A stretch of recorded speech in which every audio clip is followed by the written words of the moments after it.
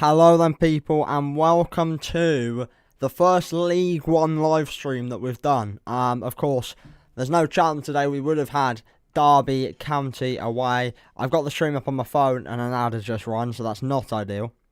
Not ideal at all.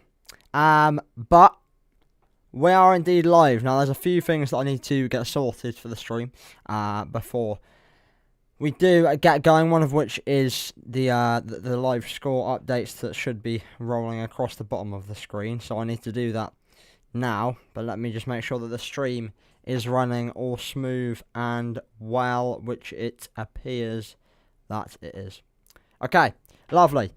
Nicholas, welcome into the stream. How come on Vale, he says. They do face Peterborough, of course.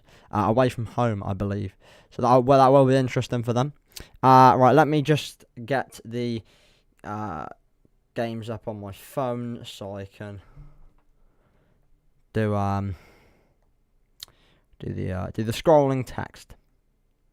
So, text new.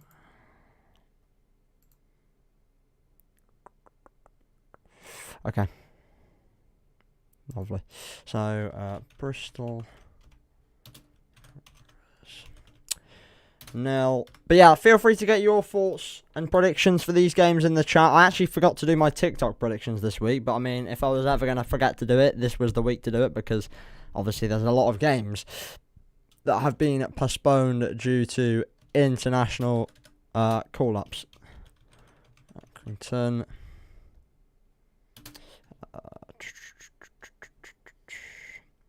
Can never remember certain things are on the bloody keyboard. I feel like such an old person. We'll just do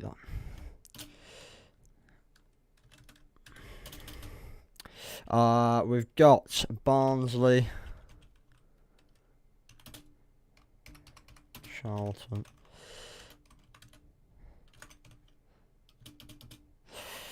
We have got. Oh, what have I clicked there? We have got Morecambe, Cambridge. We have got Peterborough.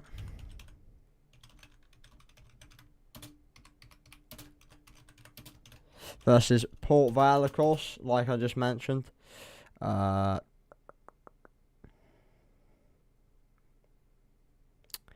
we have got Sheffield Wednesday versus Wickham. Oh, and we've got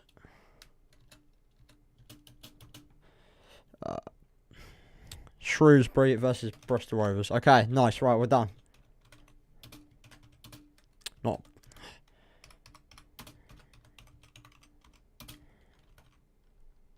Not Bristol Rovers, sorry, Burton.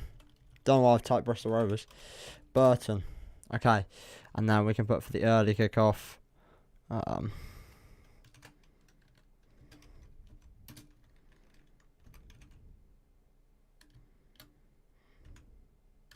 fact, now we'll go 12:30.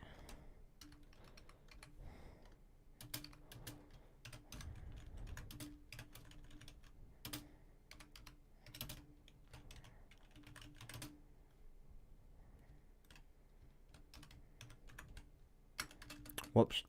Full time. Oh my days, what's going on here? There we go. Full time.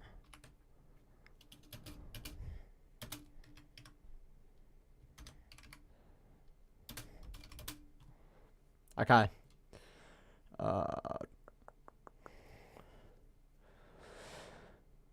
Alright, lovely. That's a nice size font as well. Move that. Oh god, what have I done here? Oh boys, I'm having a stinker. Right, get the text. Get the text. Move that down here. Move it up a bit. Actually, we'll put it here. No, we'll put it here. And then I'm just trying to remember how I Oh, boys, I've had a stinker here. I've forgotten how to make a, how to make the text scroll. How do I do this? Oh my days, what have I done? Why has it moved? Bear with. But the games kick off in 5 minutes. We will go through a quick few predictions and stuff before we get going.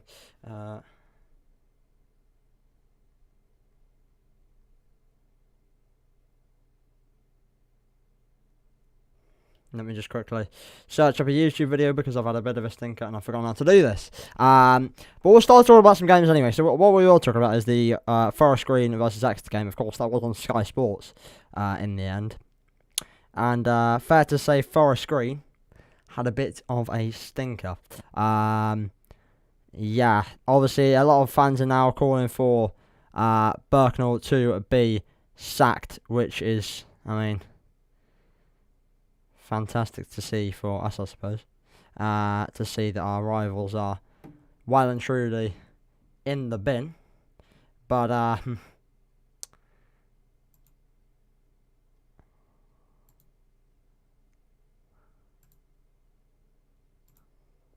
okay, right. I have remembered.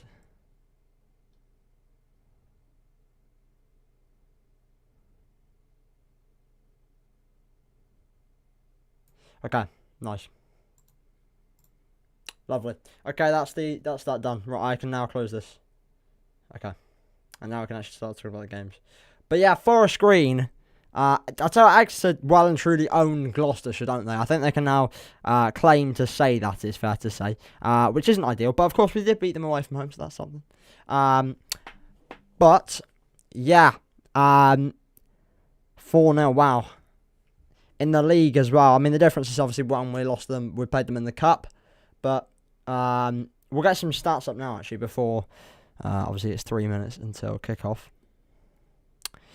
It is 3 minutes until kickoff. Right, here we go. Let's have a quick look at Forest Green Rovers versus Exeter City. Exeter City. Nicholas says 3-0 Port Vale win. He's going bold. Right. So, wow, Giovanni Brown, 9.5 rating. I mean, of course, it's another hat-trick. 2 penalties, but it's another hat-trick. What a performance. Sam Nombe again getting a goal. Very, very good player. Very good player. Yeah, Forest Green had one. I'd say that's actually a good reflection for once. From the sofa score. They had one patch of good play. Like in the lead up to half time, but the rest of the game was pretty much all Exeter's. They didn't really have too much of a look in. Overall, Forest Green had more possession, which is interesting. But obviously, shots wise less, on target less.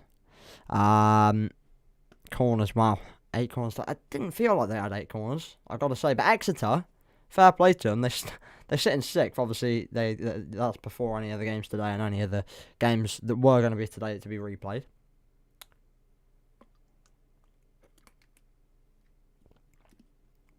Any commentary in the charity match? I will not be doing any Sidemen versus YouTube All-Stars commentary. But yeah, fair play to Exeter City. Matt Taylor doing a brilliant job with them. As we see, the second half was mostly Exeter's. In every aspect, obviously, same with the first already, but obviously Forest Green had a bit more of the ball. But that seems to be a recurring thing now. Forest Green get a lot of the ball, but don't seem to do too much with it. But there we go. I've got live score updates on my phone, so we have just seen the kickoff of the games. It has just hit 3 o'clock. So, let me... Okay. So it's not ideal that so one of the games is on this screen and then all of the others is on this one. But 2 of the games have kicked off. We've got Accrington Stanley versus Bristol Rovers. Tough to predict this one, I think. Tough to predict. Very tough to predict.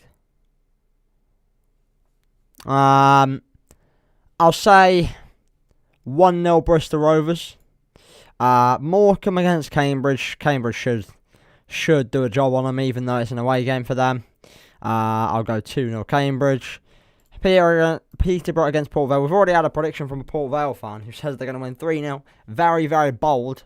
I would go for a 3-1 to Posh in that one, I think. Barnsley against Charlton. Wow, that's interesting. Yeah, I mean, realistically, Barnsley should win, but Charlton really aren't a bad side. They have struggled so far this season, but they're still a solid side, I think. But I'm gonna go for a 2-0 Barnsley, and then Sheffield Wednesday against Wickham. The thing is, with Darren Moore in charge of them, I feel like that there's certainly a clear differentiation between good days and bad days at Sheffield Wednesday so far this season. So, will it be a good day? Will it be a bad day to them? We shall find out. And then, of course, Shrewsbury against Burton. Burton, interesting one, because, of course, Burton, in their last game, in the league, did beat Exeter 2-0 away. So, yeah, and to be fair to them, they played pretty well as well. They didn't play bad at all. So, they did also beat Sheffield Wednesday away from home in the Papa John's Trophy. But, obviously, Mickey Mouse Trophy, if you like. Right, let's go back to League One then. And what I'll do is I'll switch back to the face cam screen, and I will keep you posted. Of course, tomorrow we have probably the biggest game of the weekend in Plymouth against Ipswich. And you know what? Fair bloody play to any Ipswich fans that are going tomorrow. It's a solid 5-6 hour journey from Ipswich down to Plymouth, maybe more on a bad day. And it's a 12:30 kickoff. That is an early alarm call if I've ever heard one. But yeah, we will be keeping you posted on all of the games.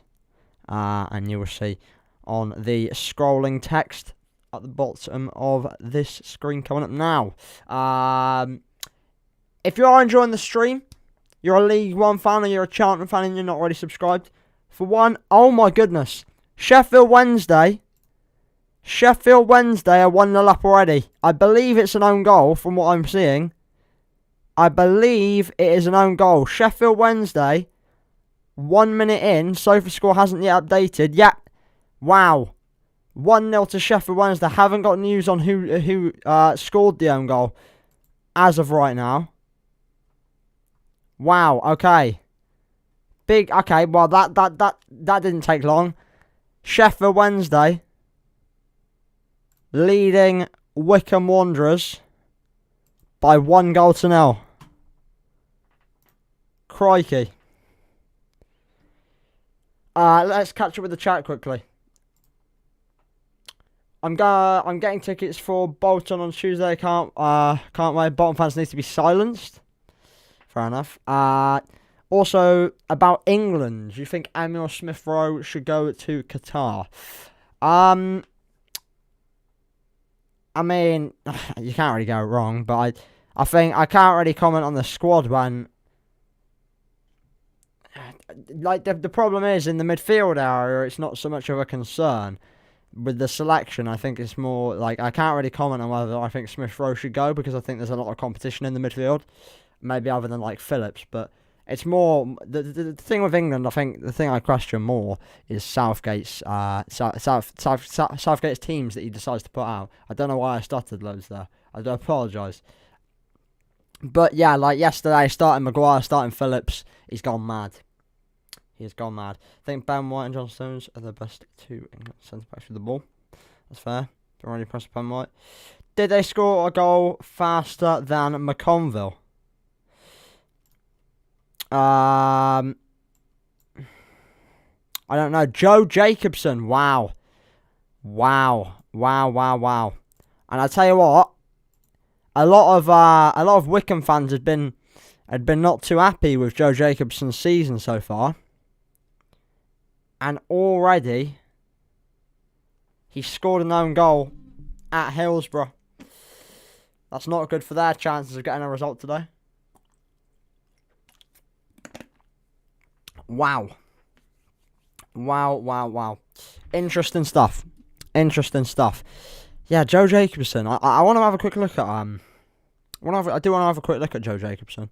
And you know, just to see how he has been getting on so far this season as a whole. Joe Jacobson. Yeah, recent games he's been struggling. I mean, looking at the rating wise, season heat map, very dominant, and he doesn't seem to be getting forward as much as he used to, which is interesting, and evidently there because he's put the ball in the wrong net. But wow, interesting stuff. Yeah, I can kind of see a bit of a correlation there between the stats and what Wycombe fans have been saying. But yeah, there we go then. Sheffield Wednesday have got their lead within the minute. Within the first minute. Crikey. Yeah, unfortunately I don't have like the details of seconds for these games, for the goals and stuff. It just says 1 minute in. So yeah, I don't know if it was quicker than Sean McConville's versus us last Saturday.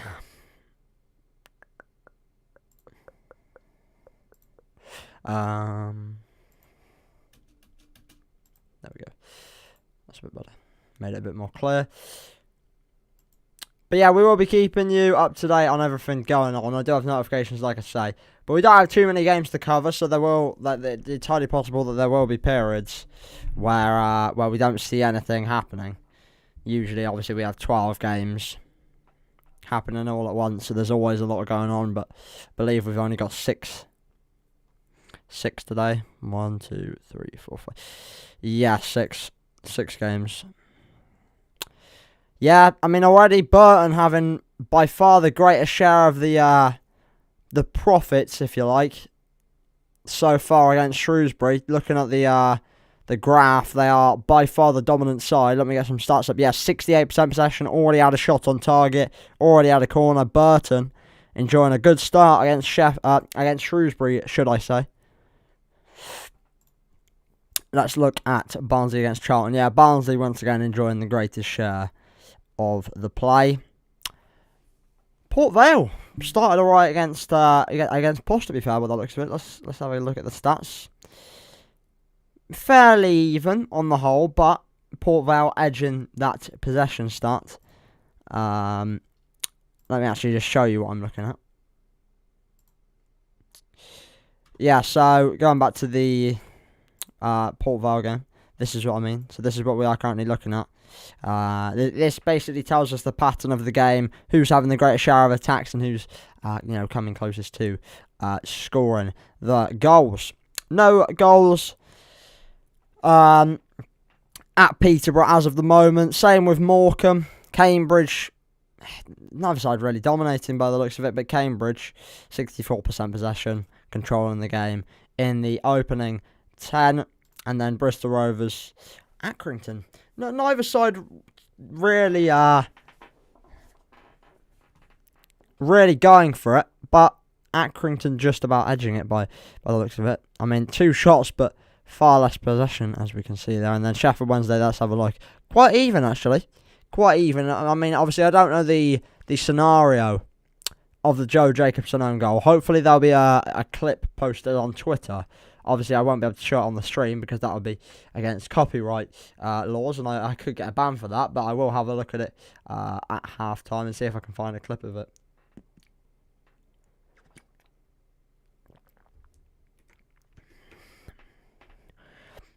Wade Elliott, we have a really good half, and then we have a half just like a relegation team. I mean, to be fair, we are a relegation team. We are a relegation team. It's unfortunate, but that's the way it's going to be. If you are enjoying the stream, please do like. I don't know how many people we've got on here, but I mean, people are typing stuff in the chat, so that's always a dub. I mean, 1 shot on target after having 95 minutes. For some reason, my page has decided to refresh. Have we got any goals? No. I would have had a notification on my phone if so. Really, really concerning. Yeah, I mean, it was a very bad performance. Very, very bad performance on the whole. Yeah, as you can see here, Barnsley absolutely dominating Charlton at Oakwell as of right now. But I do want to quickly dive into the Forest Green game a bit more, because we didn't talk too much about that on the whole. Yeah, mostly external sources. I'm sure a lot of people in the chat right now did watch the game because it was on Sky Sports. A few yellow cards going on. Bit of a feisty game. I didn't actually clock how many yellows there were, to be fair. Morecambe, wow, we have a goal. We have a goal, and it is up north in the sunny seaside town of Morecambe. Wow. Absolutely dominated by Cambridge so far, and they've managed to break through with a goal. Blimey, O'Reilly. It's come through Jensen Weir. Wow. Okay. That's huge. That is absolutely massive for them. Oh, we have another goal. We have another goal immediately after, and it has come for Wycombe Wanderers. And by the looks of it, they're dominating. So evidently, that goal against Sheffield Wednesday that own goal must have been somewhat against the run of play, somewhat unlucky. They've struck back within 10 minutes. Sam Vokes with the goal for them, the experienced Welshman, of course. And it is now 1-1 at Hillsborough. So we've had 2 goals in League One in the space of a minute. The Morecambe one, it is very surprising, especially when you look at, you know, the pattern of play and it coming mostly in the way of Cambridge. And we have another goal. Oh my goodness. Okay. These goals are now coming thick and fast. These goals are coming thick and fast. We head to Oakwell. Barnsley, Michael Duff's Barnsley have taken the lead. Josh Benson with the goal for the Tykes. Wow. Some huge goals there in the course of the games. I think obviously Barnsley relatively expected, looking at the pattern of play, looking at the quality that they have in the squad, looking at form, everything considered, Barnsley would be expected to win this game. But they do lead by 1-0, thanks to Josh Benson. But yeah, wow. Wycombe doing pretty well up at Hillsborough now. That negative instant start, if you like, has evidently not had an effect on them, and they are playing by the looks of it very well. Obviously, I'm not watching the game, but I can only judge off of what I am seeing in front of me. Morecambe, there you go, 1-0, and that is actually huge in the course of the season. So yeah, Morecambe now up to 20th, obviously pushing Cheltenham down into the relegation zone, but I mean, that's pretty much expected, seeing as we don't play today. But yeah, but like I say, October's a huge month for us, so we need to hopefully find ourselves somewhere around, you know, 17th, 16th come the end of October. But I'm not too worried about that right now. I'm more concerned about, okay, why is it taking us to Cheltenham versus Oxford? I don't know. But yeah, there are the scores for you. Let me update them on the full face cam screen. Right, so the goals. So Barnsley 1, Charlton 0. Morecambe 1, Cambridge 0. And Sheffield Wednesday 1, Wycombe Wanderers 1. There we go. Wade Elliott is playing Morecambe tactics. I remember Mark Halliwell tweeting that our average possession in games is 44%, and we've only had one game where we've had more possession. I remember when seeing Morecambe stats last season, every game they would have 35% plus. Did Cole Stockton score? I don't believe so.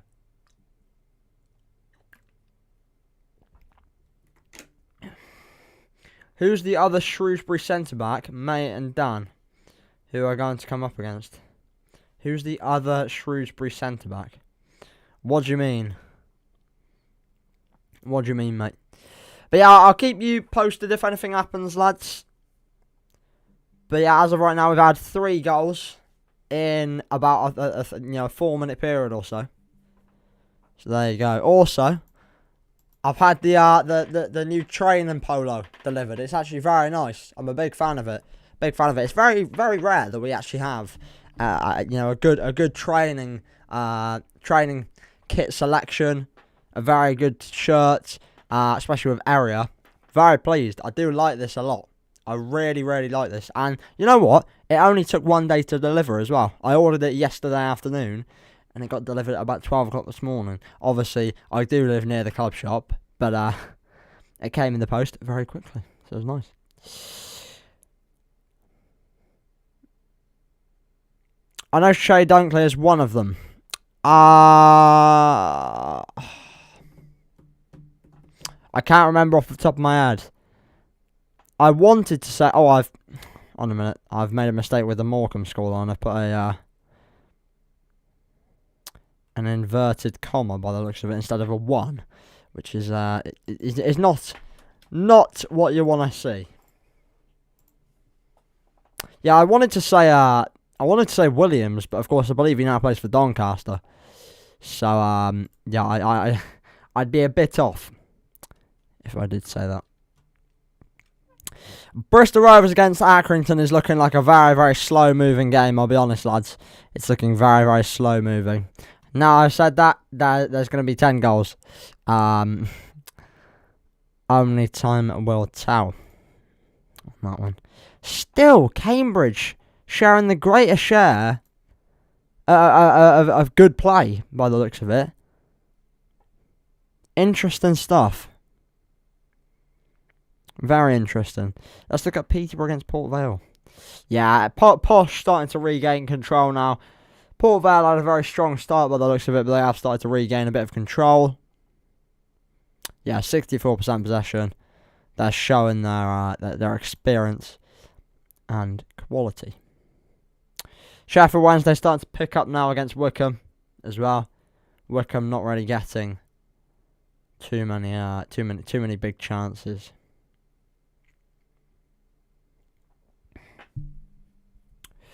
I'll see if I can have a look at who you are referring to with this mystical Shrewsbury centre back that we can't think of. We have a goal. We have a goal. You couldn't write it. You absolutely couldn't write it. The timing. Oh my word. Shrewsbury Town are 1-0 up. They are 1-0 up. Christian Sadie gives Salop the lead at home against Burton. Somewhat against the run of play as well. Somewhat against the run of play. But yeah, I feel like I'm a bit behind on this one. But yeah, we have a goal. In fact, let me get notifications on, because I don't have it on these games, or on my PC, should I say. I just have it on my phone. But there you go. Shrewsbury Town 1-0 up, and in the meantime, while I'm here, let's have a look and see. Yeah, there you go. Taylor Moore, of course. He was at, I want to say he was at Hearts last season. I could picture him, but for some reason I can't think of his name. But yeah, there you go. Shrewsbury Town, Steve Cottrell's side, 1-0 up. Of course, that's our next league game. Next Saturday is Shrewsbury Town. So I would somewhat like to see them struggling a bit, but there we go.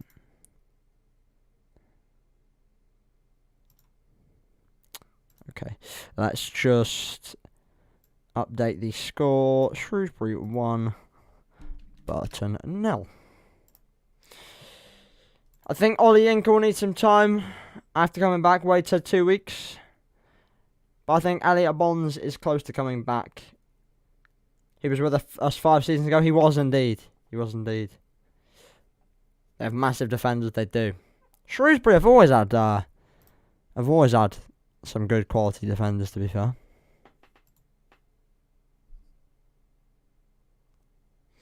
They always have. Let me just check. I believe I remembered to tweet out that we were going live. Maybe not. Ah, yeah, I did. Okay. Nice. Nice. One thing I do want to, just purely out of interest, is check the live score in the Sidemen charity match. Oh, blimey, okay. Okay, I believe it's 2-2. 2-2 in the Sidemen charity match.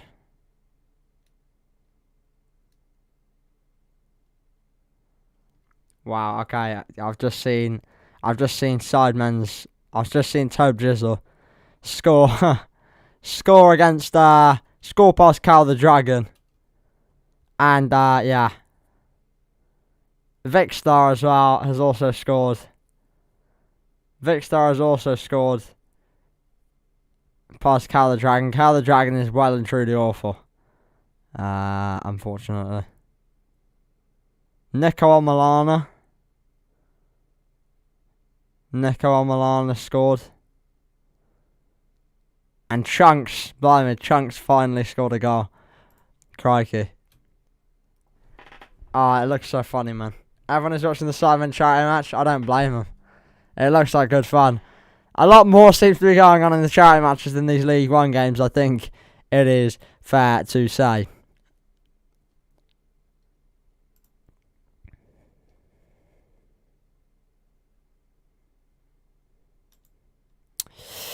Shrewsbury. Let's have a look at the Shrewsbury game now that the opening goal has been scored. Burton starting to come back into the game once again. Interesting. Interesting stuff there. But yeah, since last checked, no goals scored. I'm just refreshing the scorelines just to check. Yep, no more goals. Sheffield Wednesday well and truly dominating Wickham now. Well and truly dominating.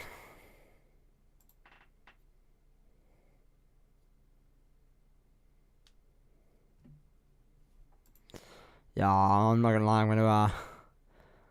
I'm gonna retweet this video of Cal the Dragon. For those that want to see it.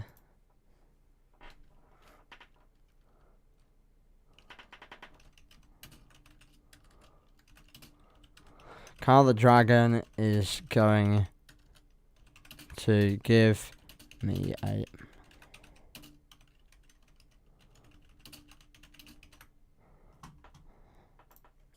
I don't know why. I just felt I need to retweet. Right. Right. Let me,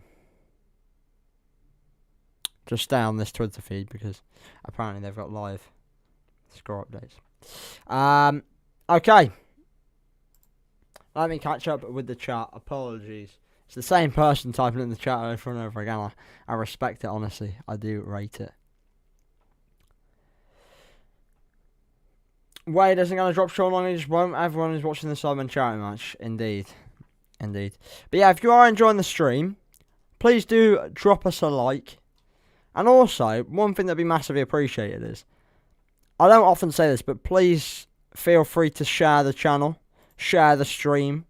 You know, at the end of the day, obviously I know that this isn't exactly the content that I would usually do, so I'm stepping out of my comfort zone a bit, and I know obviously it'll take time for these streams to improve me to get more used to the format of streaming.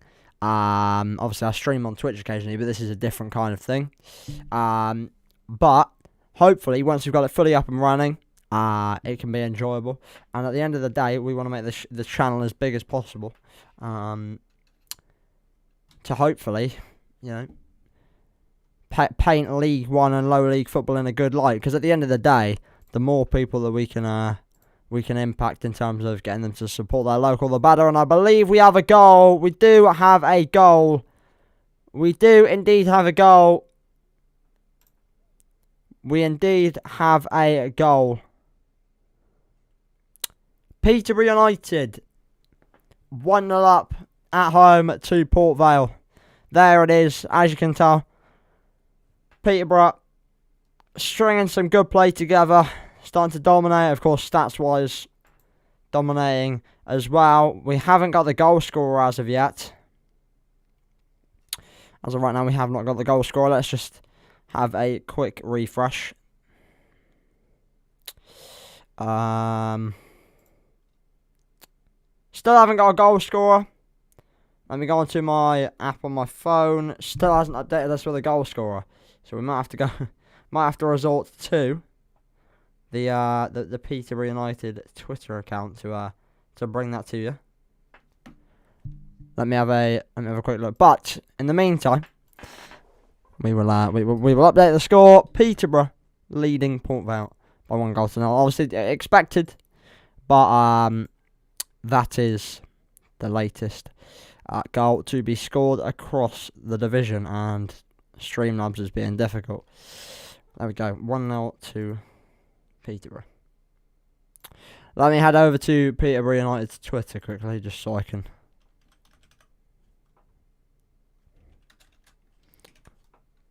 Peterborough United. Johnson Clark Harris. I mean, am I surprised? Am I surprised? Oh, there's another goal in the Sidemen charity match. Philly has scored an absolute... Wow, okay, that's actually a great goal. What a goal. Outside the area, right foot. Right in the top... But you know what? That's a bloody finish. Fair play. Oh, my word. That's a great goal. That's a great goal. Still no change. I tell you what, Bristol Rovers against Accrington looks so... And I was actually considering going to this game. Because obviously I was trying to do a ground up yesterday. But I wanted to go up north because there's a lot of grounds up north that I haven't done. Especially in League 2. So I wanted to try and go to Bradford. Because I have a lot of mates that are Bradford fans. And I've never been... I still haven't been to Valley Parade. And I was looking at train tickets. And it was like £130. And yeah, I wasn't doing that.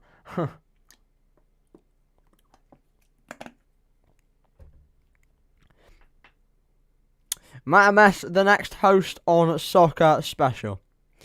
Some actual keepers don't stop that. Yeah, great goal. Great goal. But yeah, Johnson Clark Harris with the goal for Posh. They've started very well. 64% possession, 5 shots, 2 on target. Port Vale looking very under the cosh today. It's fair to say. Let's check in on the game at Hillsborough. Sheffield Wednesday still dominating big time, heading into the 27th minute now in that one. Or 28th, should I say. Shrewsbury Town, still, you know, Burton, by the looks of things, doing pretty well. Shrewsbury definitely not all over them. I mean, Burton, 63% possession. Burton, 3 shots on target. Or 3 shots, sorry, 1 on target. Obviously, they want to be doing better with the chances that they do get, but only time will tell.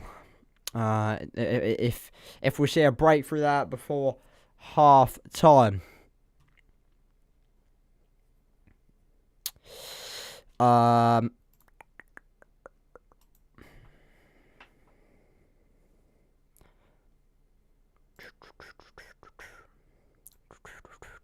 Also, lads, I'm thinking of trying something out. So, as a lot of you know, but just in the break while there's no scores, I'm thinking of bringing in channel memberships. Now, I believe you can decide the price of a membership to your channel. So what I'm thinking is, if we do start channel memberships, we make it like a couple of quid. So I hope you can decide the price. I think you can, but I don't know what the minimum. I don't know if there's a minimum. If there isn't a minimum, I'll make it like £2 or £3 for a channel membership for a month, right? And what I'm thinking of doing is, as a lot of you know, right, I've always wanted to do a podcast, like a weekly League One or football podcast. So what I'm thinking is, we start the channel memberships, and then we do a weekly episode that's only available to members. And if it goes well, we'll make it open to all. What are we thinking? Let us know. Obviously, I know that a lot of people might not necessarily be able to afford memberships. That's why I want to make them as cheap as possible. But also, I need to have a way of releasing it to people, but not everyone, so I can find out if it's worth doing. We have a goal. We have a goal. We do indeed have a goal. Normality seems to have resumed in this game by the looks of it. We don't have a goal scorer as of yet on the score updates, but Cambridge United have equalised away at Morecambe. Yeah, Cambridge dominant, as you can tell, as expected, but they were 1-0 down until just now. Again, I don't have a goal scorer yet. It hasn't refreshed. There you go, Jack Lancaster. There it is. The man who has found the equaliser for the U's. And there you go. There you go. That puts Morecambe back below Cheltenham, things that you love to see. It would just be nice if Bristol could somehow lose at home to Accrington. That would be even sweeter. Even sweeter. But, yep, that is the latest score update. Let me check in on the other games just to make sure. Yeah, as you can tell, still very even. Bristol Rovers against Accrington. Barnsley still lead Charlton by 1-0. Charlton coming back into the game, as you can tell, in the last, I'd say, about 15 or 10 minute period. Sheffield Wednesday still dominant against Morecambe. Apologies for all the voice cracks. I don't know what's going on all of a sudden. But, like I've been saying, still sharing the greater quality of the game, but still trail by 1-0 against Shrewsbury.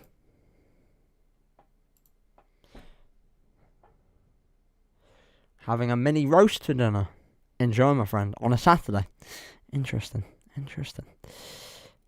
I always thought Saturdays were for takeaways, but if you want to have a roast on a Saturday, respect it. Right, it was Cambridge that got the goal. Oh, I've put 2. There we go. Can't wait for Bolton, mate. Honestly, I can't wait for next Saturday onwards. We have got, of course, we've got Shrewsbury, then Bolton on Tuesday, then Sheffield Wednesday away. That is going to be unreal. Unreal scenes. We haven't beaten Bolton yet. No, we haven't. And we have not.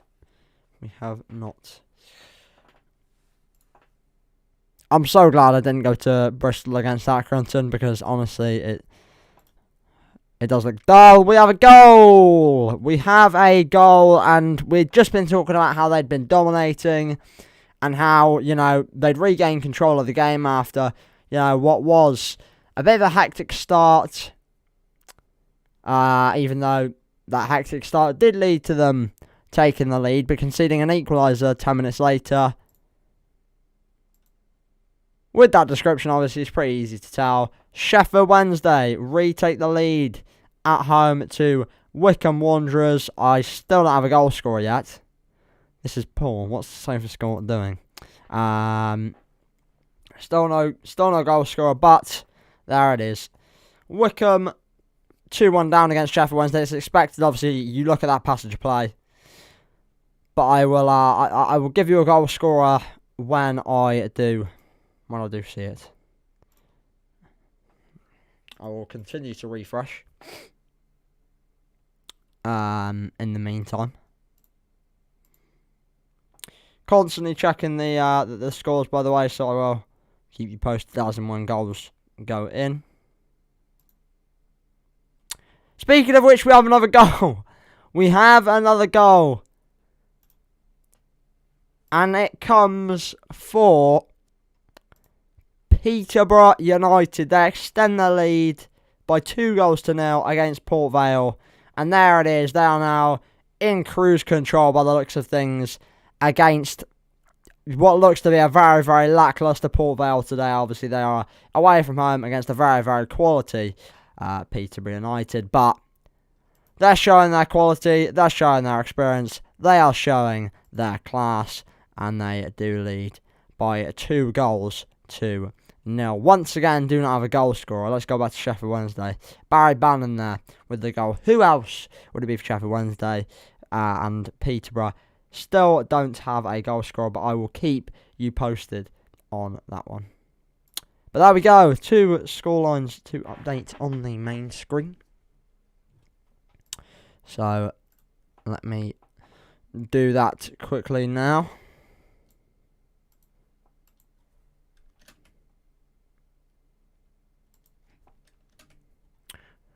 A lot of goals all of a sudden.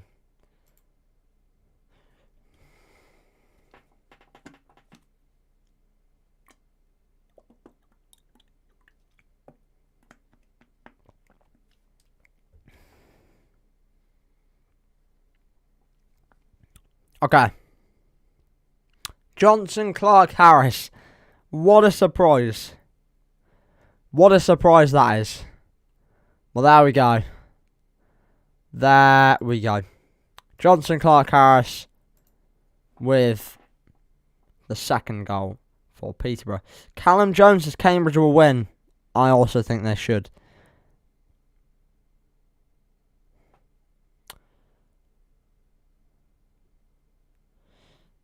Sidemen FC have scored again. Mini Minter.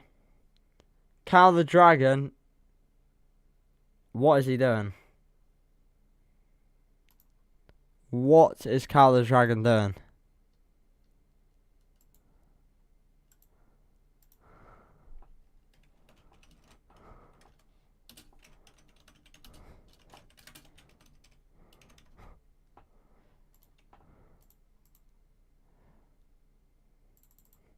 Interesting.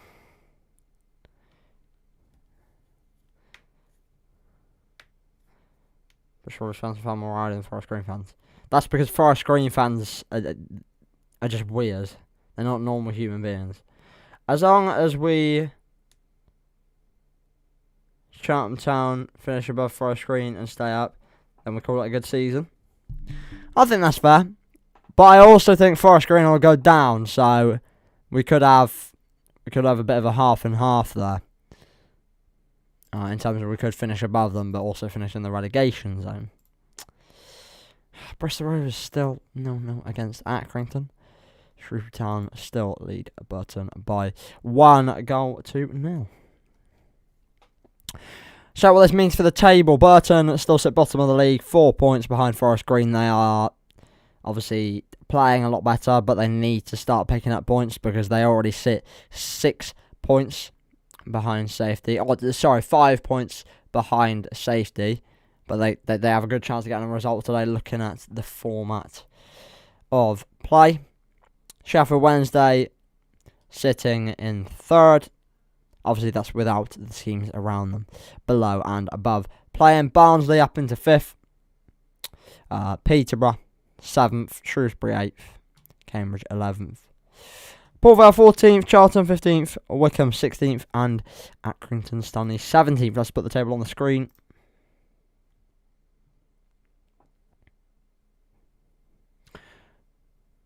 Like he predicted, that free kick to go in. I believe you should say we will survive. You have the touch. Hang on a minute. How do you know I said we'd score a free kick? I did say on the video, to be fair, but I feel like a lot of the people around me heard as well. So yeah, it's probably fair.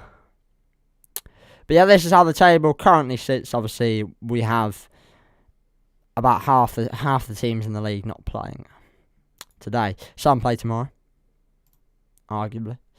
That is understandable, but a lot of the teams, of course, have had their games postponed due to international call-ups. I do think ours probably wrongly. I definitely think Derby could have put out a squad, but it is what it is. It is what it is.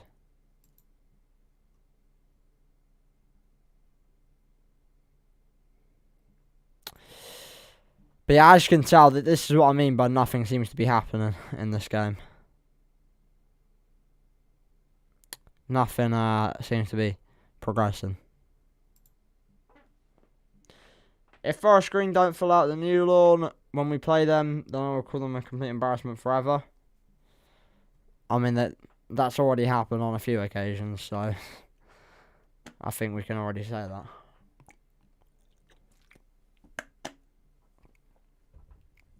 What players play for Derby internationally? I don't even know.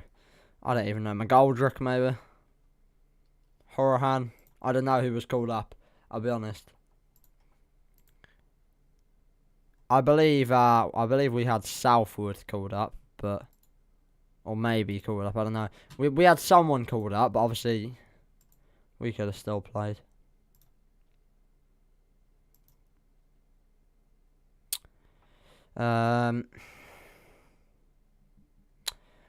Wickham getting a bit more back into the game. They got a bit of a couple minutes of play under their belt after that goal, of course, for Sheffield Wednesday.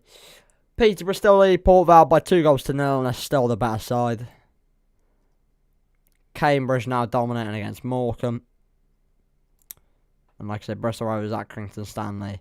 Nothing is falling in this game. Accrington, the greatest share of the game, but barely. Burton still having the greatest share of the game against Shrewsbury, but yeah, nothing major. Another goal in the Sidemen charity match. Theo Baker for the YouTube All-Stars.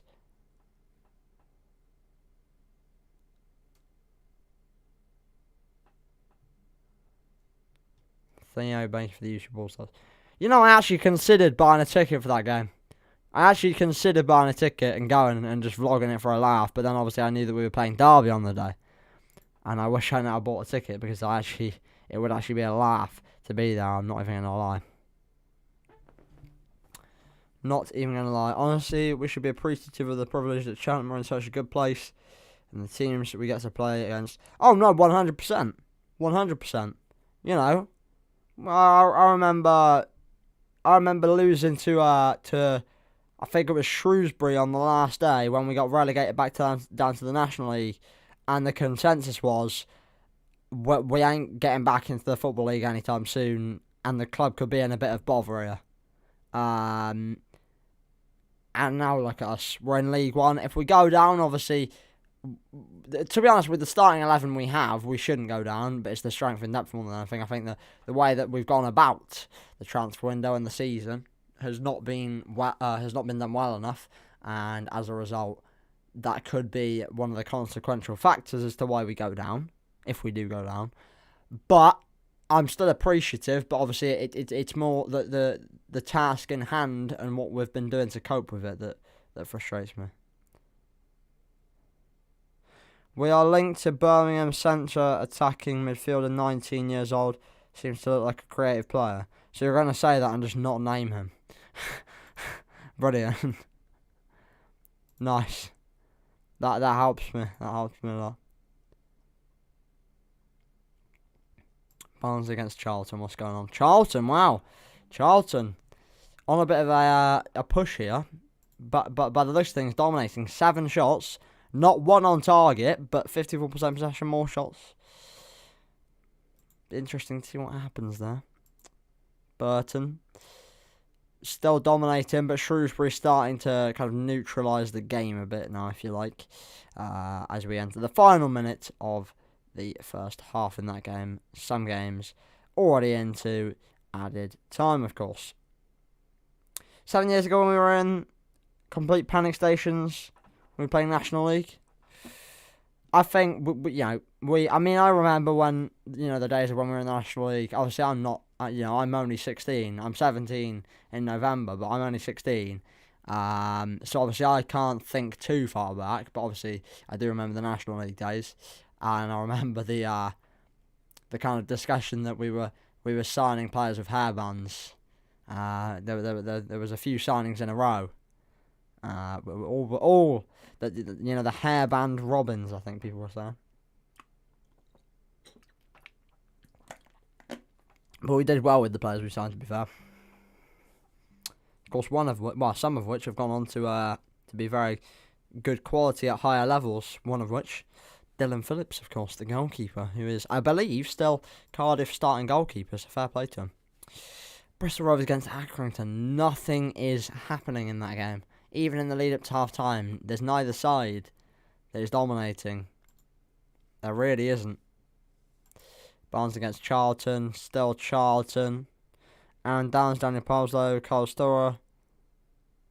They were all slower than my granddad. They had experience though, and that's what we needed. That's what we needed, wasn't it?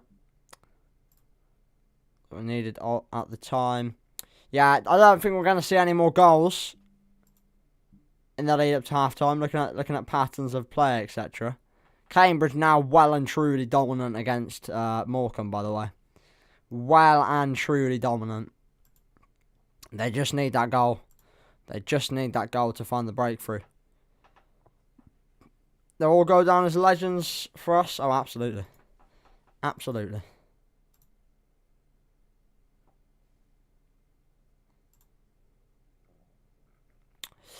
Have we hit half-time on any games? I don't believe so. We'll have another look in a sec. How many likes is the stream on? Let me refresh on my phone, just so we can have a look. To be honest, if it's anything above like 2, I'll be happy. Because it's a live stream, and they often don't get too many. They often don't get too many likes. Hey, 4 likes. You know what, boys? I'm massively appreciative of that. If you haven't already, please do smash like, of course. Let's try and hit 10 likes on this stream, and that's a big ask. But anyone that's in the stream, please do smash like. It does help me out massively. So, as we enter half-time, I don't believe there's going to be any more goals, so I will check in a second. Callum Wright, what a player. I mean, obviously he wasn't National League days, which is what we're talking about, but yeah.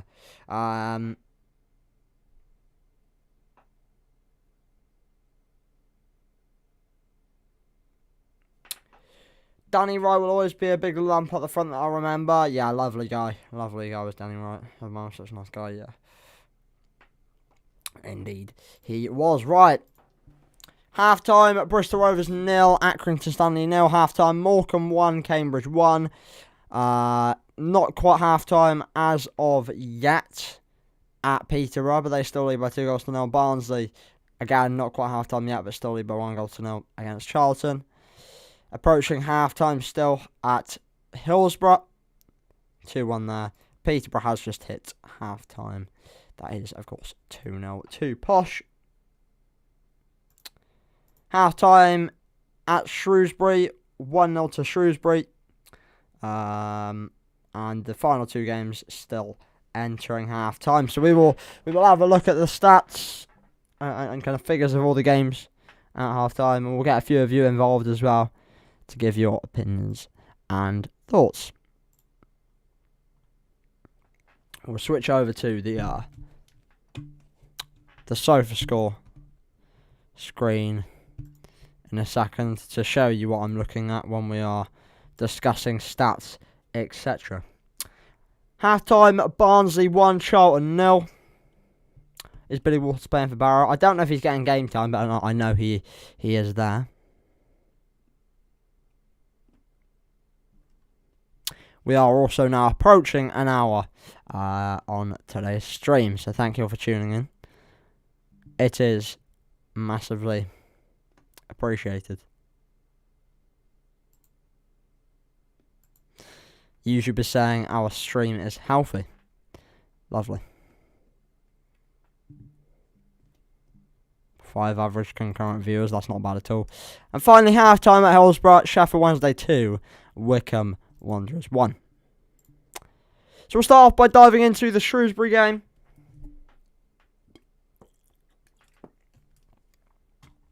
Let's switch across to that now.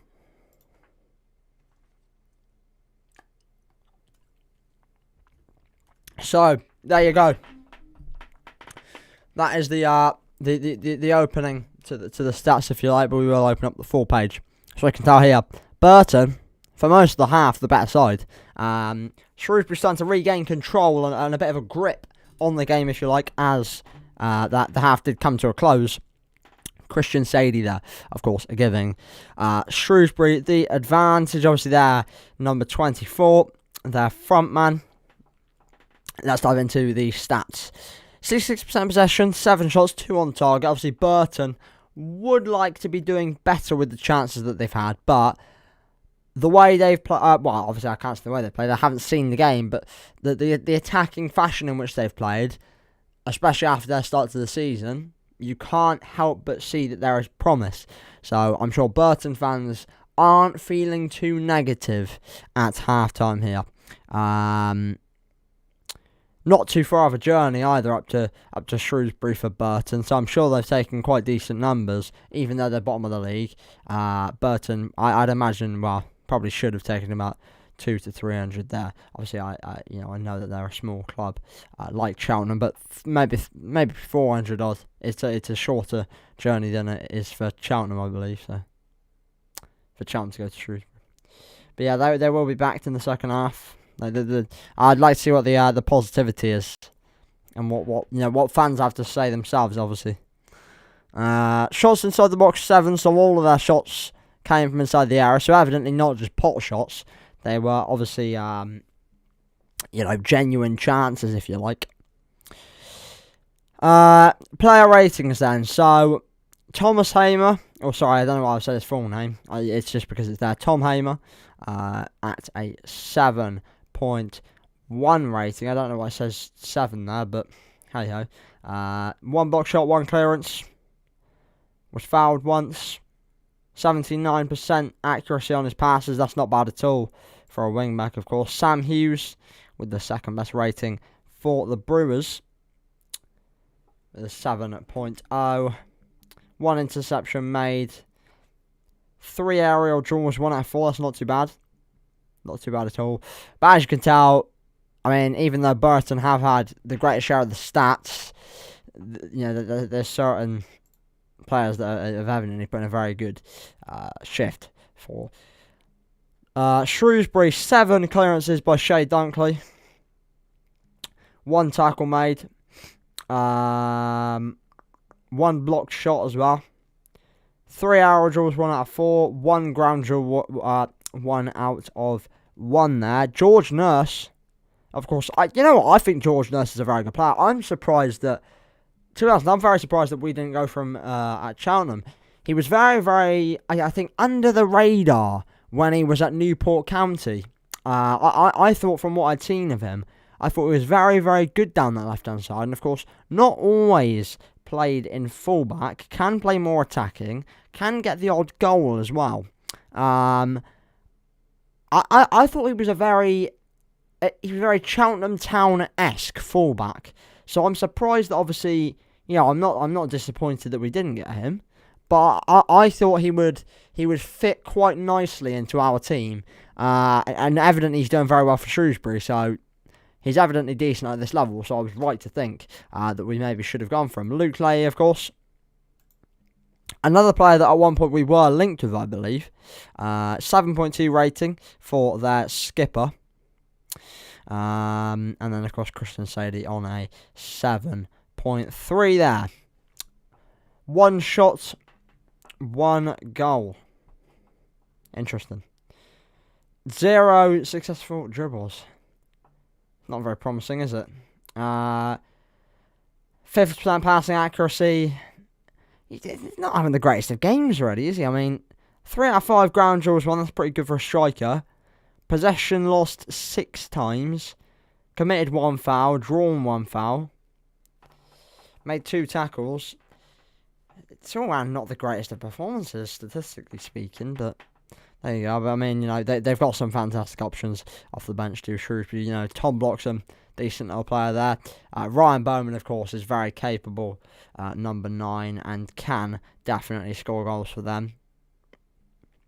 Unfortunately, for Burton, they don't really have too much depth going on. I mean, Charlie Lakin, potentially, I think, he can pop up at times, but he's had next to no game time for Burton so far.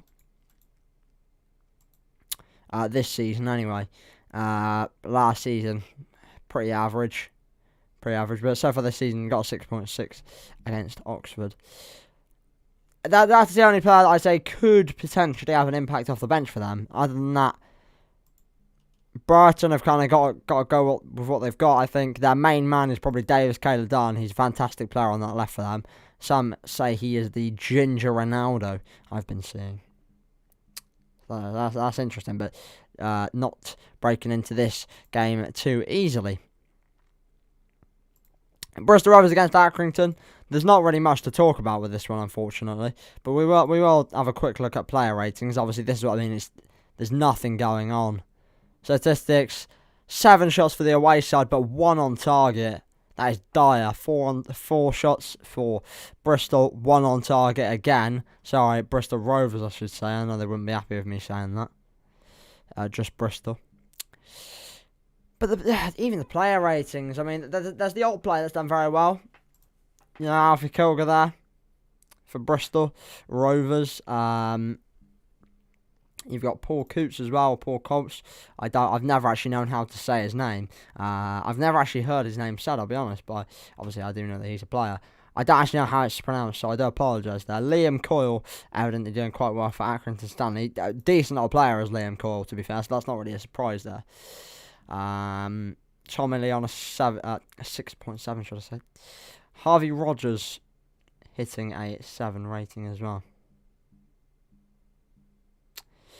Accrington, I'd say on the whole, with the more balanced squad ratings, obviously other than Sean Wally on a 6.4.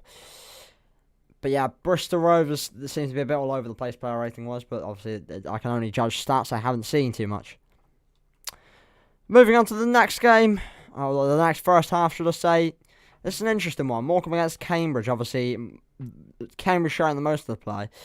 Morecambe not playing too great. Player rating's very average. Jack Lancaster evidently having a very good game on a 7.4 rating, other than the goal, obviously. Yeah, there you go. 9 out of 10 accurate passes. 9 out of 13, should I say. To say that he's getting on the ball that much is very promising. Obviously, 69%. Not ideal, but 3 key passes made, 27 touches, 2 accurate crosses, 9 in total, 1 accurate long ball. He's evidently heavily involved in the game and doing very well at it. Paul Digby as well started pretty strong in this opening half, 84% accuracy on his 25 passes, so involved even more, 28 touches, 3 out of 4 long ball success, 1 cross made. Not accurate, didn't result in anything though. Possession lost only 5 times for a midfielder that's had that many touches on the ball was very, very good. Very, very good. Yeah, so Cambridge looking very promising going into the second half. And of course, they have got some serious quality on this bench, which I just don't think Morecambe unfortunately have on their bench, looking at it. But you look at this Cambridge bench, they've got some very good players. Greg Taylor, Liam O'Neill, Shiloh Tracy, of course, he is absolutely rapid and he is definitely an impact sub. And of course, Harvey Nibbs, what a player he is. Starting 11 quality for sure. Peterborough against Port Vale. Again, Peterborough by far the dominant side. Jonathan Clark-Harris on 8.5. Of course, he has scored both of the goals for Posh. 22 touches, 73% passing accuracy from 11 passes. Possession lost on 5 occasions. Clearances 3 for striker, not bad at all. I do want to look at Port Vale though. They're very under the cosh, as you can tell. There's not really a strong performance in this whole team, to be honest. Their highest player rating comes through Daniel Jones in a 6.9 rating for the fullback, and he hasn't really, done anything too major. Possession lost 13 times. not ideal. And once again, we compare, the benches, the bench quality, and, players you can bring on off the bench. You've got Joe Randall, Jack Marriott, Dan Butler. You've got some decent players that you can bring on off the bench for them. Unfortunately, once again, for Port Vale, realistically, Tom Conlon, okay, yeah, potentially. David Worrell, I don't know. Dennis Politics, yeah, possibly, but he's the only major one that I would say, yes, he definitely could have an effect on the game. All of these others, obviously, Tom Conlon has already had to be subbed on for fun. So, Ojo, I don't know why injury, I don't know, but yeah, 21 minutes in, it must have been an injury. Must have been an injury. Let's fire through these last few, or these last two, shall I say, quite quickly, just because obviously we are now approaching the second half of the games. Michael Duff's Barnsley lead at Oakwell against Charlton by 1-0. Interesting, because you look at Charlton's squad, it's not that bad at all. It really isn't that bad. Sam Lavelle, yeah, decent little player. Jaden Stockley, of course, and then Raksaki. Very, very good young player there for them, but he's struggling a bit. 6.9 rating isn't too bad, to be honest, but yeah, I mean, 3 successful dribble attempts, it shows he's a very good young player.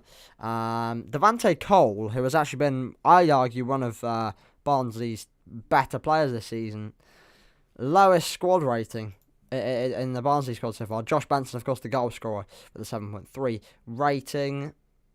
28 passes made, 79% accuracy. That's fairly impressive there. But yeah, Barnsley seem to be in control other than that long period where, as we can tell, Charlton had some good chances. Albie Morgan evidently doing something right. I actually packed him on FIFA earlier, for those that want to know. 81% pass accuracy from 21 passes. 3 successful long balls made, 3 crosses, none accurate. Unfortunately, 3 key passes made, 36 touches evidently involved in the game a lot, and of course O'Connell evidently with a fairly good game so far. 2 interceptions, 1 tackle, 1 ground rule out of 1. 1, so full success on that. Okay, let me. Oh, I don't know. Where have I gone here? Nice. Sheffield Wednesday against Wickham. Final game to review. Before we do get back to the scores, some games have just kicked off actually, so I do need to power through this quite quickly before I just have a quick scroll through socials and see what's going on, see if I can get any access to the goals. Barry Bannon, of course, with the goal. Yeah, what a play he is. 82% accurate passes, 2 key passes, 2 accurate crosses, 1 accurate long ball, 2 shots on target. No ground rules running or anything, but he's a very good attacking player, of course. Doesn't really pride himself too much on his defence. Michael Smith doing fairly well so far, getting the assist for one of their goals, of course. And then, obviously, Joe Jacobson having a bit of a stinker, scoring the own goal in for Wickham, but did also get the assist for Sam Vokes' goal at the other end, so redeemed himself somewhat. But as we can tell, it's mostly Sheffield Wednesday's game so far at Hillsborough. We will have to wait and see how that ends up. But yeah, that is your half-time roundup. And on that note, we get back into the second half of the League One games. What is going on Twitter? Let's have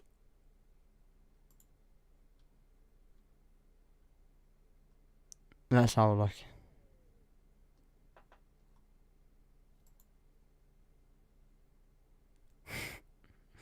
Oh my word.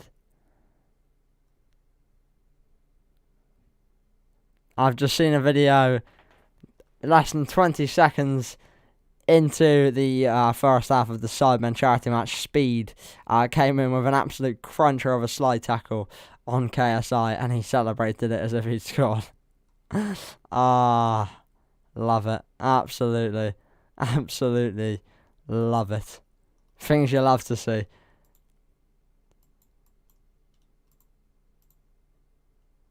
Two new messages required. It's bots. I thought I'd been like, oh, someone's invited me onto their channel. Things you love to see, but evidently not. Right, let me see if I can. I want to see this Joe Jacobson own goal. So I'm just going to search up Joe Jacobson's name on Twitter. Joe Jacobson own goal.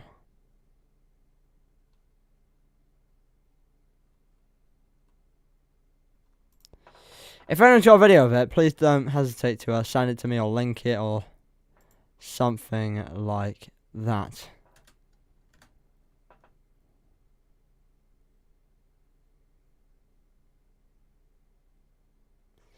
I can't find a video. I can't find a video, unfortunately. I might have to wait until the highlights come out for that one, unfortunately.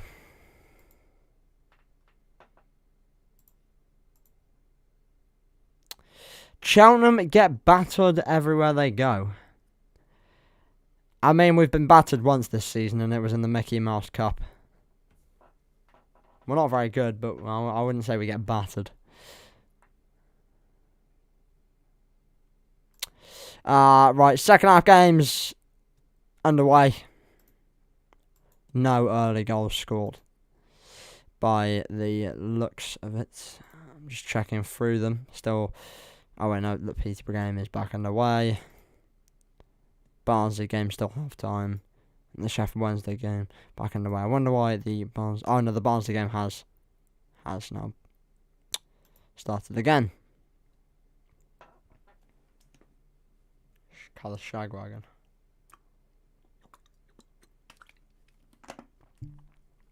Yeah, the charity match has gone interesting. It has been interesting so far. But yeah, Barnsley back in the way at Oakwell. And no early goals to tell you about as of right now. In 2 minutes' time, we'll go and have a look to see what teams are dominating, what teams are under the cosh, and if there has been any goals, of course.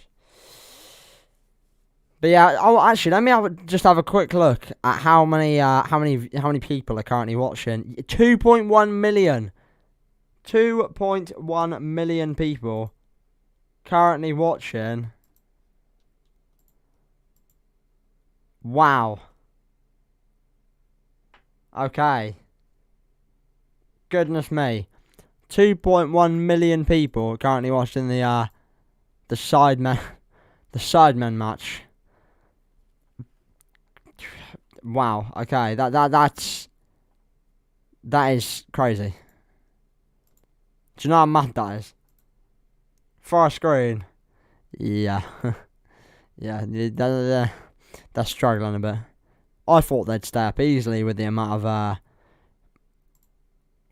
dodgy money they've got from their very strange owner, but evidently they don't know what to do with it because they are crap. Yep, no early goals. Accrington started off the better side against Bristol Rovers. Cambridge once again started off the better side against Morecambe in the second half. Peterborough picked up where they left off against Port Vale. Barnsley again picked up where they left off against Charlton. No change there, and my page has once again decided to refresh as I'm in the middle of checking on the stats. Sheffield Wednesday again picked up where they left off against Wickham, and Shrewsbury against Burton.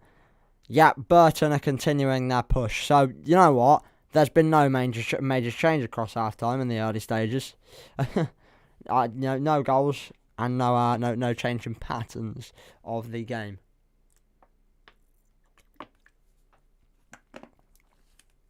Who's the Forest Green owner? Dale Vince. And he is a very, very peculiar guy.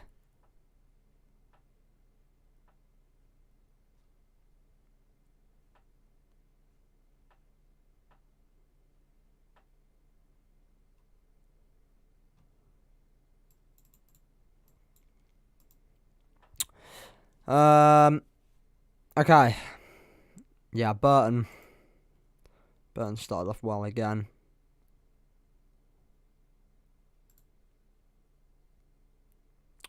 Cambridge doing well. Yep, still no goals. Still no more goals. but we will keep you up to date. Will Wade Elliott drop Sean Long for Raglan at least on Saturday? No. No. I honestly, I don't think he will. Because Wade Elliott does Wade Elliott, and Wade Elliott does whatever the most stupid option is. If Vince is your last name, you're probably already dodgy. Yeah, I think that's fair.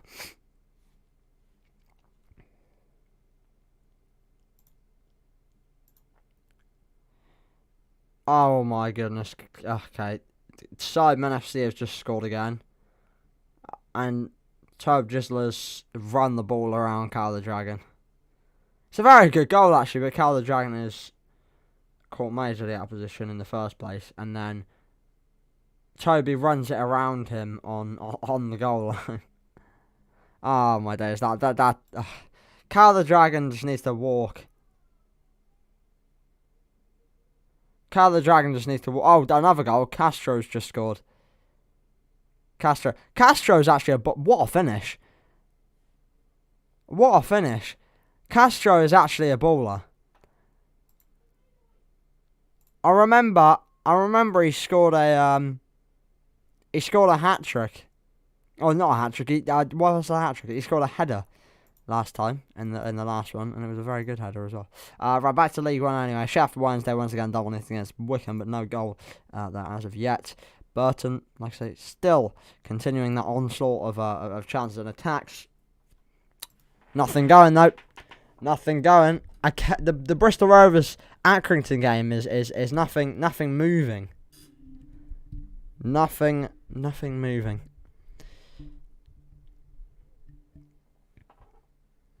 I feel like this second half could be very quiet. Famous last words, but I do think it could be a bit of a quiet second half.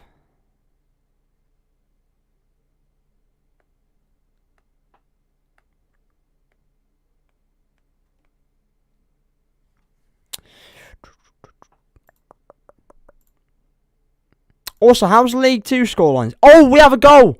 We have a goal! Oh, wow. Okay. Just as I was saying, this half could be quiet. We finally have something to talk about in the game between Bristol Rovers and Accrington Stanley. Finally, something has happened. Accrington Stanley lead Bristol Rovers by 1-0. Oh, my word. Finally, we've seen a development. Oh my days. Right, have we got a goal scorer? We have not got a goal scorer on the website as of yet. Should we get rid of Charlie Raglan? Let him move on. We don't have enough. The problem is we don't have enough centre back options. So, yeah, it's tough. It's tough. We don't have enough centre back options, so we have to keep what we've got for now. Maybe in January, yeah, January potentially, but we have to bring in players to replace it. Replace him, should I say. Cal the Dragon should not keep playing football. No, he shouldn't. Joe Pritchard. There we go, Joe Pritchard with the goal for Accrington Stanley. Finally, something has happened. Oh, my word. Finally, in that game. Oh, my goodness. Let me check the other games in the meantime. I really, you know what? I actually want Burton to do something. Even though, like, obviously, Burton are below us, so I want to keep them below us. But I feel like, I don't know. Right, anyway, let's update the scoreline. Freeston has been more than solid. I'm sorry. Freeston has been more than solid. Right. Bristol Rovers Accrington 1-0 to the away side. Charlton Oxford predictions next week. I could tell you that after I see the final score of Charlton's game today, I think. Replacing with a younger defender. You don't know, Matt, how much I will miss Boyle and Cheltenham will miss Boyle. He's been championship standard. No, okay. Callum, I'm not gonna lie, mate. I don't know who you are, but you've just gone from one polar opposite to the other. Yeah, he's been very good at League One level. Oh, we've got a goal. We've got a goal. We have got a goal. We've got a goal. And we're heading up to Orkwell. Barnsley extend their lead against Charlton. Once again, I've evidently been very quick to this because it hasn't updated us with a goal scorer. I will refresh the site. But, yeah, no goal scorer evidently on there as of yet. But Barnsley, 2-0 up against Charlton. I will let you know who the goal scorer was when I see it. But there we go. Barnsley showing their class and quality against Charlton, who are struggling. Are definitely struggling, it is fair to say. There we go. 2-0. Lovely. And we're now versus Wimbledon. Is that Bradford? Fair. Still no change in the Shrewsbury Burton game, but Burton's still looking like they're dominating.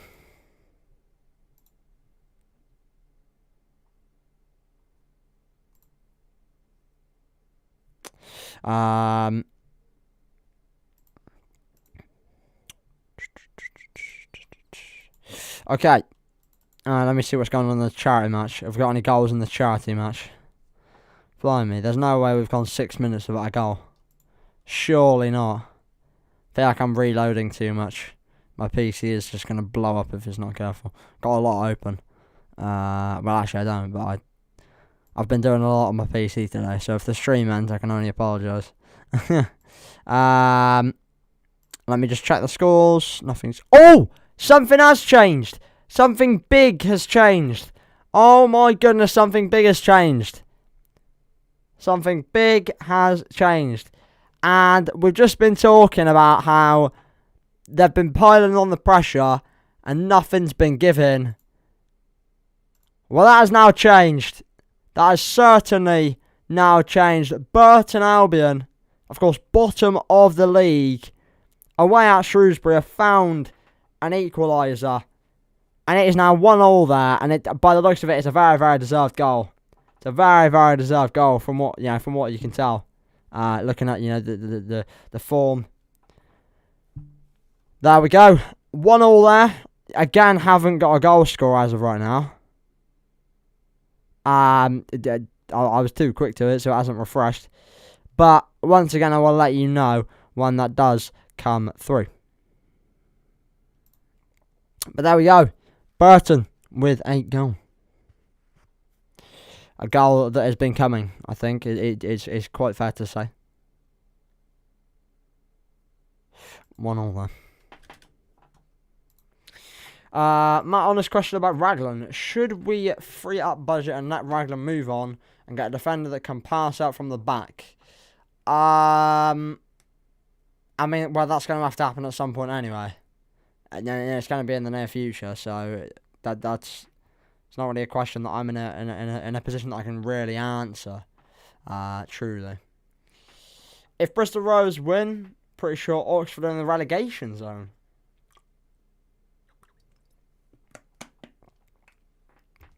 Blimey. Interesting stuff. The goal scorer for Burton was Victor. Oh, I can never say his name. Victor Adaboyejo. I'm sorry, I can never say his name. I can only apologise, lads.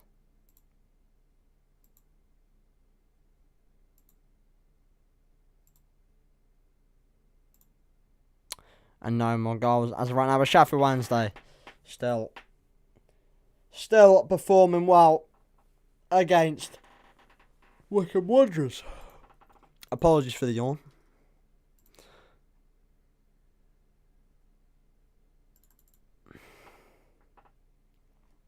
Let me have a quick look at the League One table then in the meantime. So,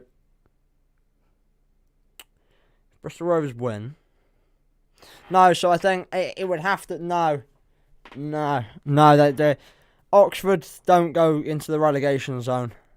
For Oxford to go down to the relegation zone, Bristol Rovers would have to win, and Morecambe would have to win. And Bristol Rovers are currently losing, and Morecambe are currently drawing.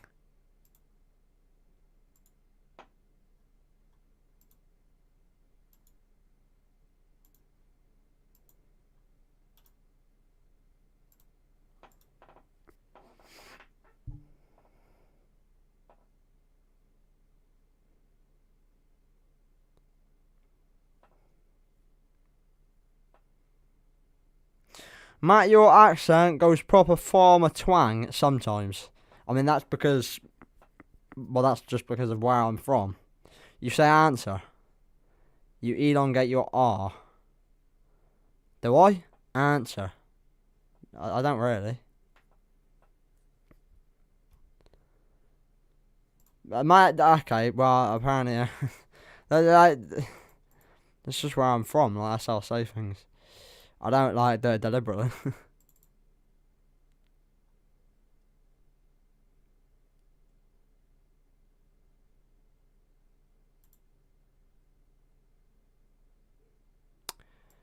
By the way, the goal to take Barnsley to the 2-goal lead was scored by James Norwood.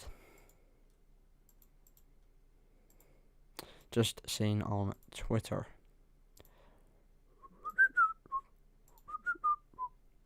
But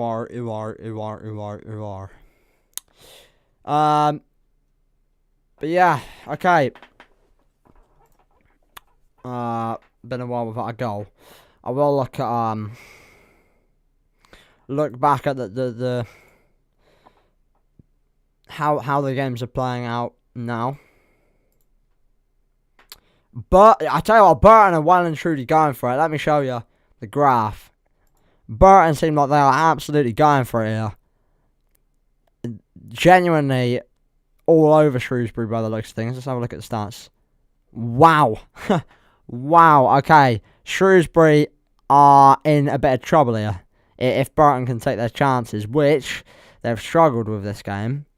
But they could be in a bit of trouble. Again, Accrington just about dominating, but again, it's a bit of a dead game.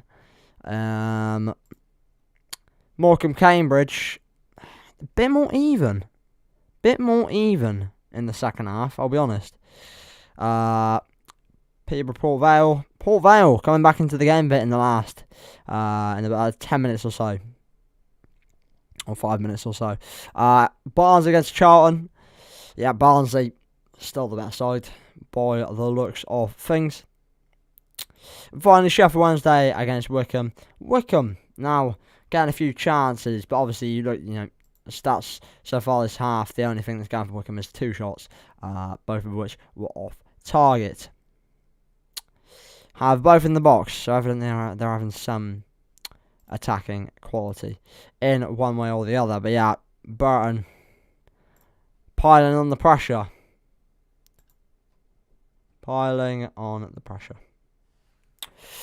Oh, it's getting interesting. These games are getting interesting, especially the Shrewsbury Burton one. I honestly do think that we could see a Burton win here again. Another win on the road for Burton. Two in a row in Sky Bet League One for them. That would be. We'll wait and see. But yeah, if you are enjoying the stream, please do, like I've said, smash like and subscribe if you're not already. It would be massively appreciated.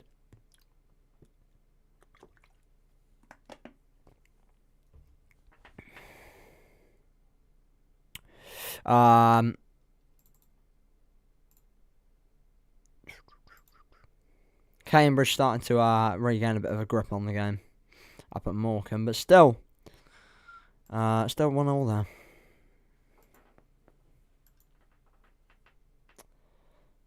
Burton still putting on pressure. So, any updates on the league table? No. As of right now, with a game in hand on all of the sides below us, with results staying the same, Charlton still sit above the relegation zone, albeit only by goal difference, but pretty positive stuff.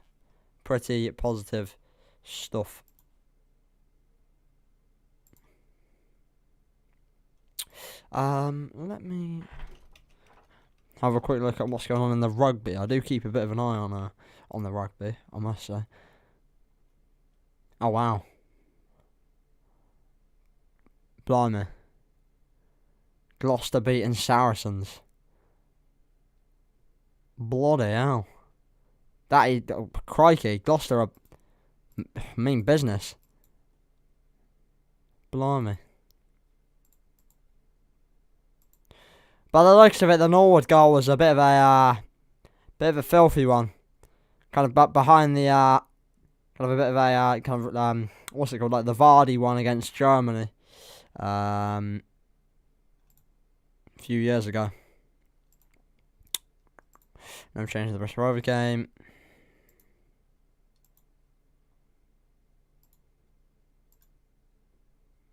There's been a goal.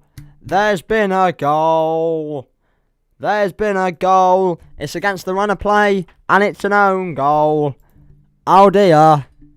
Oh dear. Oh dear. Oh dear. Well, apparently it's an own goal. I don't know if it's going to go down as an own goal, because SofaScore and my phone score app is saying different things. Shrewsbury regain their lead against Burton Albion, massively against the run of play. Obviously, they've had nothing for a long period of time, and then they've just started to kind of get back into some attacking rhythm. And it says that here Ryan Bowman has scored, but I tend to trust my phone app more. It was an own goal, apparently. But, yep, there you go. 2-1 to Shrewsbury.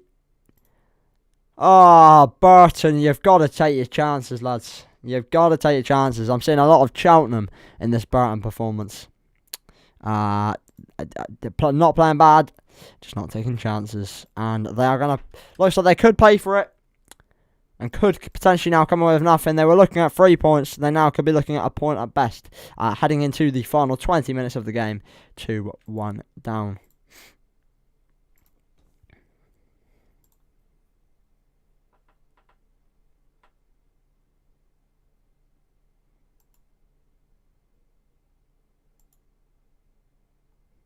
Wickham starting to get a bit of attacking form against Sheffield Wednesday. Will that result in anything? Only time will tell. Apparently Dan Adzad is injured. Yeah, I know he had to go for a scan. Be honest, Dan Adzad hasn't had one good performance. Yeah, I want to see a good performance from him. I think that's unfair, because I think there's been multiple games where he's been... Okay, there's been the odd game where he's been bad. There's been the odd game where he's been alright. But there was one game, and I think it was against Oxford.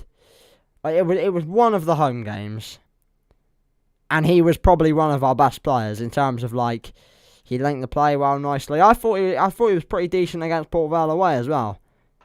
I do think, you know, it's just at times, you know, when we're going forward with the ball, I think a lot of the time he gets let down by the players around him. On a lot of occasions, he'd be spraying the ball out wide to Sean Long, and he'd lose it straight away. So I think I'm not saying he's been good. By no means has he been good. He's struggling at this level, but he's a small lad, and he eventually will grow into it, and that's why we bought him on a permanent. But I think it's unfair to say that he hasn't had one good performance, because I really don't think he's been. There's been a lot of players in the squad as a whole that have been considerably worse than him. So yes, he hasn't had a standout performance, but you know, or a standout performance for good reasons. But I think saying he hasn't had one good performance is probably a bit harsh. It's just the way it's phrased is probably a bit unfair. But yes, I can kind of understand where you're coming from. He hasn't been maybe a key player that we hoped him to be.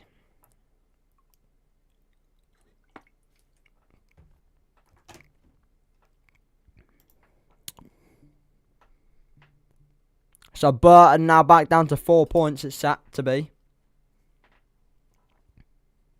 That's very nice.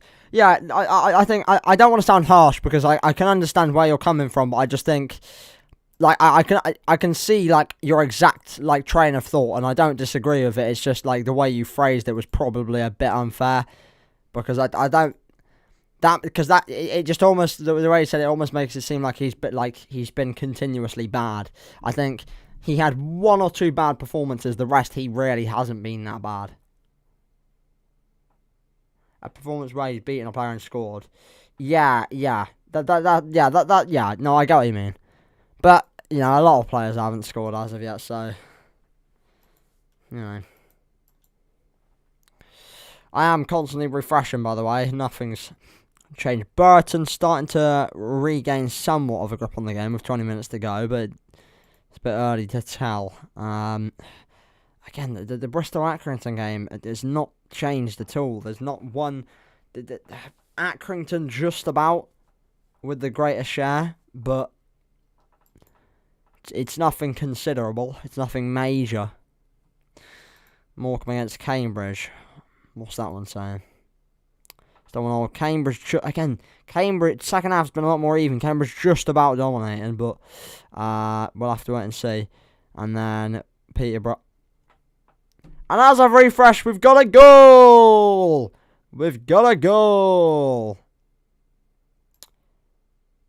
We add up to Peterborough, and it is 3-0 to the Posh against Port Vale, who have just not been at the races today.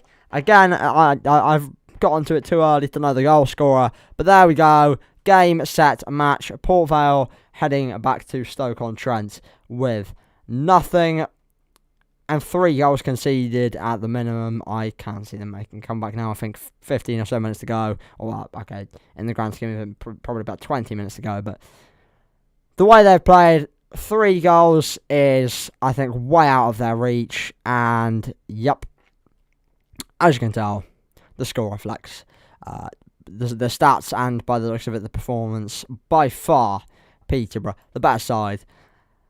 Joe Ward with a goal for them. Not Johnson Clark Harris, not a Johnson Clark Harris hat trick. I'm sure their fans would want to see. But there it is, 3-0 to the Posh. Looking like game over there now for them. Let's head back to this.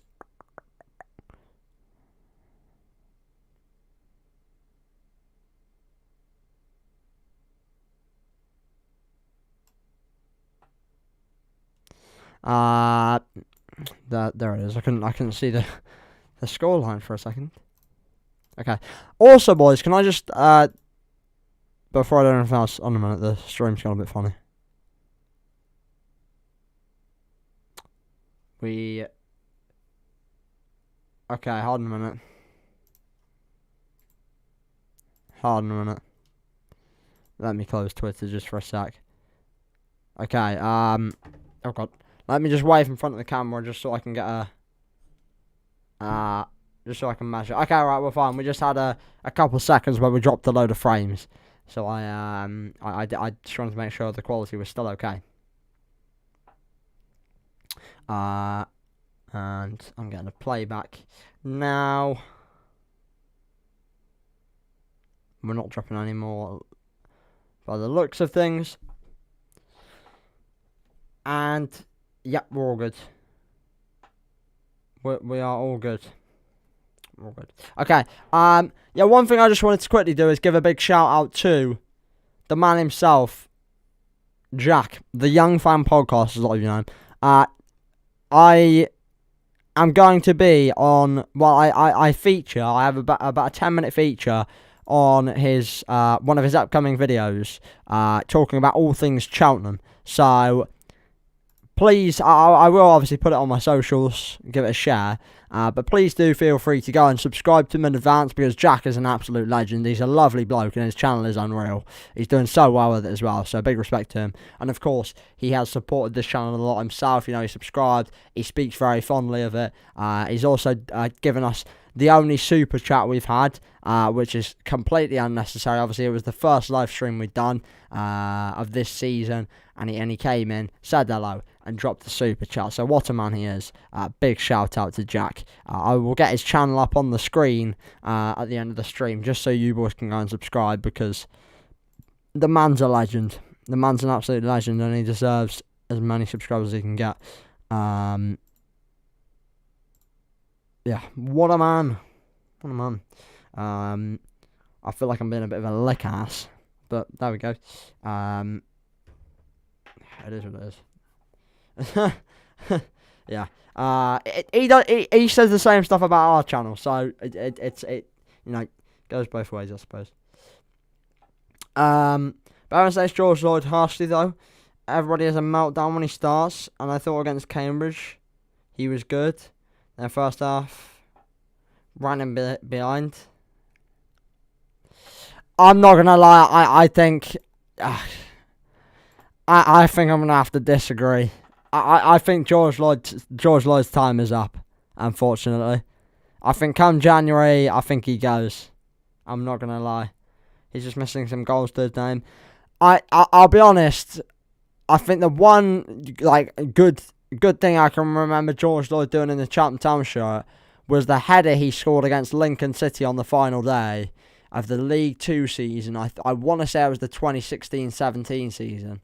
And he scored a header at Lincoln, and it was a very good header. But that's the last kind of big thing I can remember him doing, unfortunately. So, and that obviously that was like 5 years ago, 6 years ago, now. 5 or 6 years ago. So, yeah, he's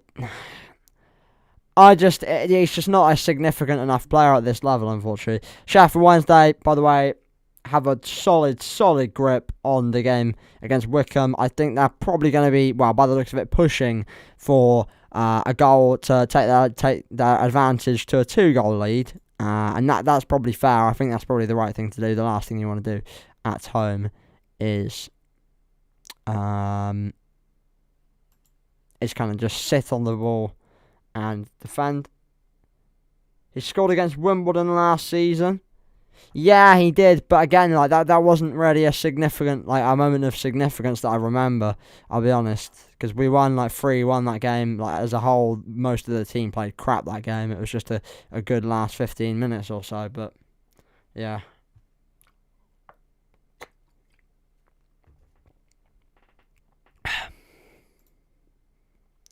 But Bristol against Accrington is still incredibly even, and by the looks of it, boring. I'd be surprised if we get another goal in that game. I think it's got a 1-0 away win written all over it. I will be perfectly honest with you. It's not looking too thrilling. Cambridge still trying to find the winner at Morecambe, but evidently not having any luck as of yet. 10 minutes left of normal time in that one. Peterborough still dominating against Port Vale, but evidently not too stressed or not attacking too much. They're kind of just biding their time. And we do have a goal from 1-3-0 to another. Well, now from 1-3-0 to another. We've got a goal up at Orkwell. 3-0 to Barnsley. Charlton are not in a good place at all. Devante Cole, and you know what, I was saying at half-time how he hadn't had the best of first halves, and he'd been decent for Barnsley so far this season. Had a bit of an off day, and he's finally pulled through with a goal and a moment of brilliance for the Tykes. I do want to quickly have a look at player ratings. Just to see what he's sitting at now. Yeah, Devante Cole on an 8.0. He must have got the assist for the other goal, maybe. Yeah, he did. So a goal and assist for Devante Cole. What a second half he's having. And proved his worth. 3-0 to Michael Duff's side. Pretty plain and simple. Happy days for them. So some of the bigger sides cruising to wins today. As expected, not really any shocks so far, which is unfortunate really, because the one weekend that I didn't do predictions is the weekend where there's not really any surprising results. So that's just bloody brilliant, isn't it? But you snooze, you lose.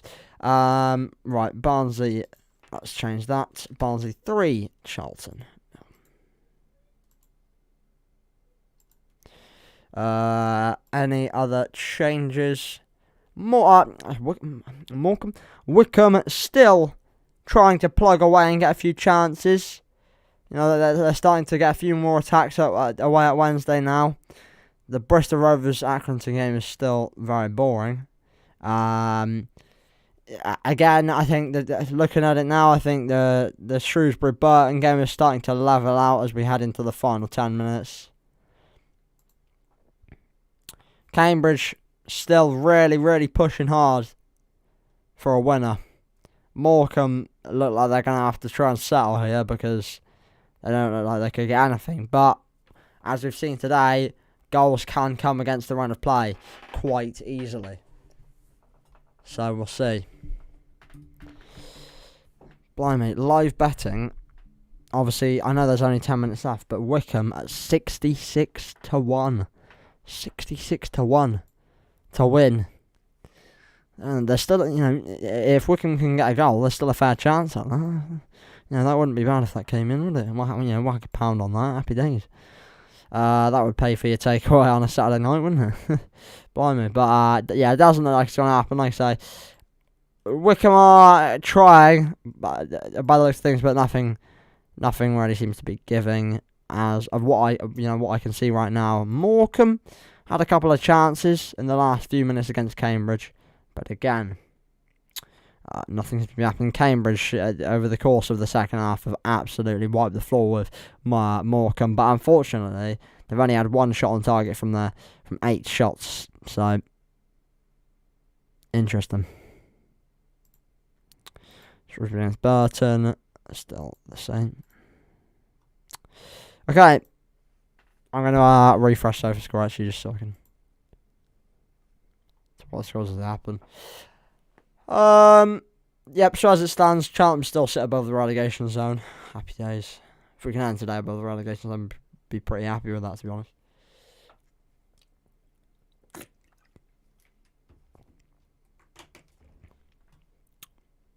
Bristol Rovers pushing. Bristol Rovers are definitely pushing in the in the final 7 minutes or so of normal time. Had a few spikes of attacks in the last couple of minutes. Posh still lead by 3-0. Barnes still lead by 3-0. Those games have settled down a lot, both of them. But both the sides that are winning are still sharing the greater share of quality and chances, but nowhere near the significance of previous ones. Wycombe are trying in these final 7 minutes or so. But Burton, Sheffield Wednesday, Shrewsbury against Burton has certainly levelled out in terms of the performance from both sides now, I think. It's not as one-sided as it was before the old goal against the Brewers. Bristol Rovers, they're getting that. You know what? There could be a goal coming here. Bristol Rovers having they're actually currently having the best share of attacks so far in this whole 84 minutes so far for either side. So yeah, we'll have to wait and see. We will have to wait and see. Yeah, Shrewsbury now. I was saying it was fairly level, but in the last couple of minutes, Shrewsbury have kind of pulled through and started to not dominate, but theoretically speaking, yes, dominate against Burton.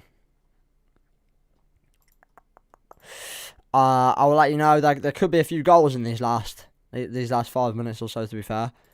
I don't imagine there'll be another goal in the Peterborough Barnsley game, but I think the other games, there is serious potential for goals, and as I've said that, there's been a breakthrough. A game that was deadlocked for so long. So long. One side dominating a lot more than the other in the second half.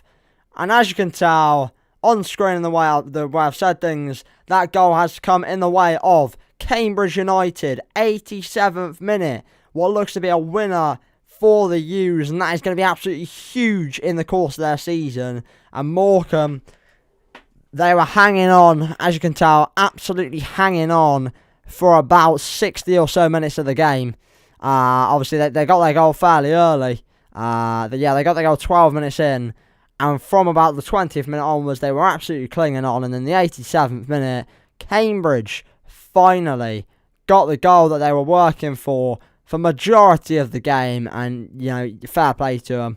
I will just see if I can get the find out who scored the goal. Hasn't come up on the player ratings yet, unfortunately. Harvey Nibbs, and you know what? I was bigging up Harvey Nibbs earlier on in the stream. Mystic Matt at it again. I know my plurs, but yeah, Harvey Nibbs, 87th minute. The Cambridge United force limbs are out in full force, but no, honestly, that would be great scenes in the away end to finally get the goal that they have been pushing for. Unfortunately, that's a feeling that I don't get much as a Cheltenham fan, but I can imagine how it feels. And as I was talking about, there's definitely potential for goals. We did see a goal. No other goals in the other games though. But we are keeping an eye. Bristol Rovers still really going for it. Still really going for it.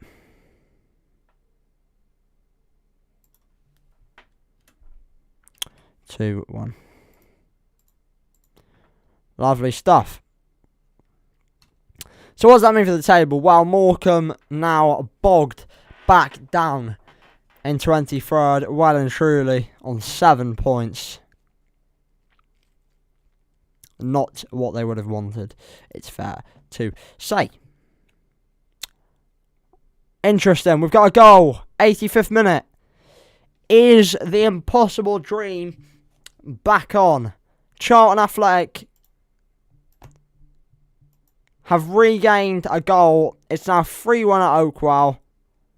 Jack Payne with the goal for them. Wow, okay. This will be an interesting last few minutes or so. Barnsley still have a confident 2-goal lead, but there could be added time. There could be a good amount of added time, and if there is, and if Charlton can get a goal in the next few minutes, you never know. You never know.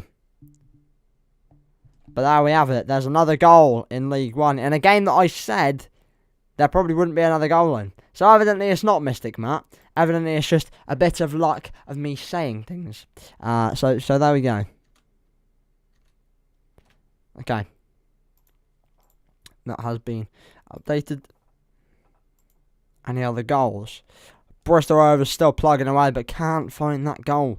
Morecambe they are trying to find a late equaliser, but it seems to be a bit lacklustre, to be perfectly honest. Sheffield Wednesday still controlling the game against Wickham. I think they have kind of slowed down a bit now. Burton in the last couple of minutes are trying, but once again, it's not looking too good for them.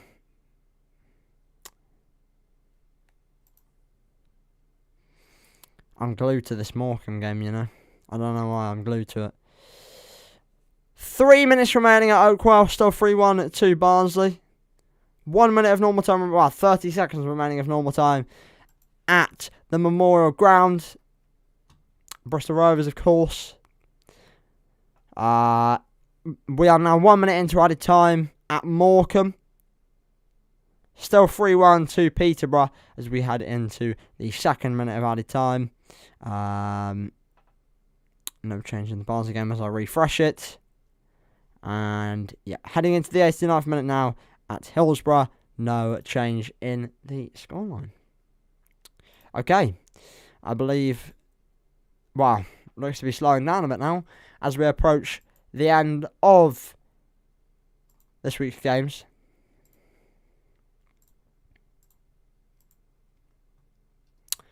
It's been a nice stream today. I've enjoyed it. We'll have to do this more. We'll have to do... obviously, this is a...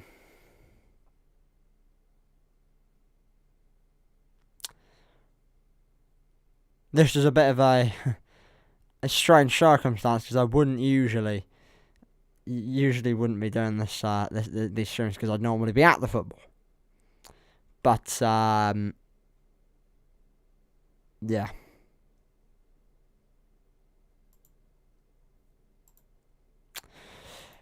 Right, we're going to have to keep refreshing now as we come to the close of the games. 88.5 minutes in. Still no second goal for Charlton, I think, by the looks of it. I mean, Charlton's still plugging away, but it looks all but done there. Morecambe are really going for it. They really are trying. 4 minutes added on in that game as we actually come into the 4th minute. Morecambe have got a minute to try and salvage a point there. Bristol Rovers absolutely going for it now. 6 minutes added on. We're 1.5 minutes in. 4.5 minutes remain for Bristol Rovers to get a goal, and they really are piling on the pressure against Accrington Stanley. Again, no change in the Peterborough game. That game is all but done. Let's head to Shrewsbury. I haven't checked on that one in a while. Still 2-1 to the home side. Don't know how many minutes added on, but we do approach the 2nd minute of added time there. Let's head back to Hillsborough. Let's have a gander. 1 minute in to added time. Wednesday, all the control in the world. Charlton are going. Charlton really are going for it here. They've got a big spike of attacks in the last couple of minutes. If they can get a goal, I mean, there's only half a minute before the 4th official raises how many minutes are added on. But if they can get a goal in the next minute or so, it's going to be a nervous last few minutes for the Barnsley fans. Morecambe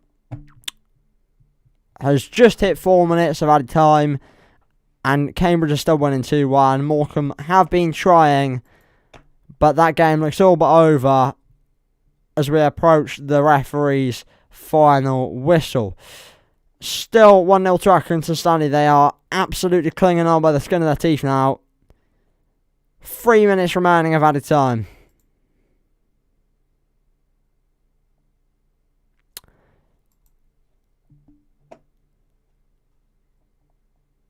Half a minute into added time at Oakwell. Don't know how many minutes have been added, but it's still 3-1. Sheffield Wednesday still lead by 2-1. Again, they haven't told us how long was added on in that one. A lot of them haven't told us how long was added on, so that's brilliant. Only a few of them have. Cambridge have beaten Morecambe away from home. Huge result for Mark Bonner's men in what could potentially be Mark Bonner's last game at Cambridge United, amid big interest from Rotherham of the Championship, of course, who have started the season very well under Paul Warne, who is now left for the money. But there we go. Nah, to be fair, Derby is a good job to go for, but it's also a big wad of cash. So yeah, that's the only game that has finished. Is the Cambridge the Morecambe Cambridge game. 4 minutes to added on at Hillsborough, and we are now coming towards the end of that game. 1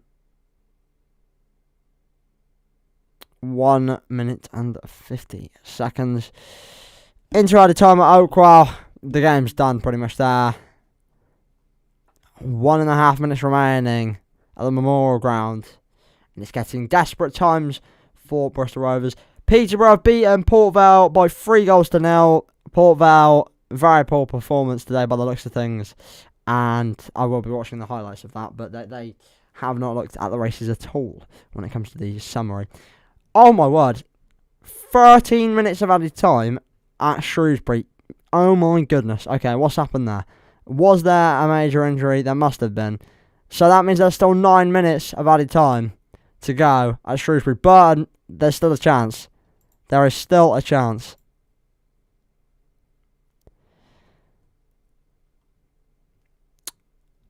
.45 seconds left in Bristol Rovers' game against Accrington. That is all but done. Even though Bristol Rovers are still going for it, I don't think there's enough time left. 3 minutes into the time at Oakwell, that game's pretty much done. And Sheffield Wednesday should be full time. I'm watching out for my phone notifications. And on SofaScore, let me actually go onto the screen so I can show you live what's happening. Let's refresh it. Has it hit full time? It has not yet. See, on this one, it hasn't told us how long was added on. On the other ones, it does. It's frustrating, but we go with what we've got. With it 6 minutes, that's the added time up, but that was time wasting from Accrington. So I mean, we've got another 15 seconds or so, really. But that game is all but done. Bristol Rovers tried their best, but they could not succeed.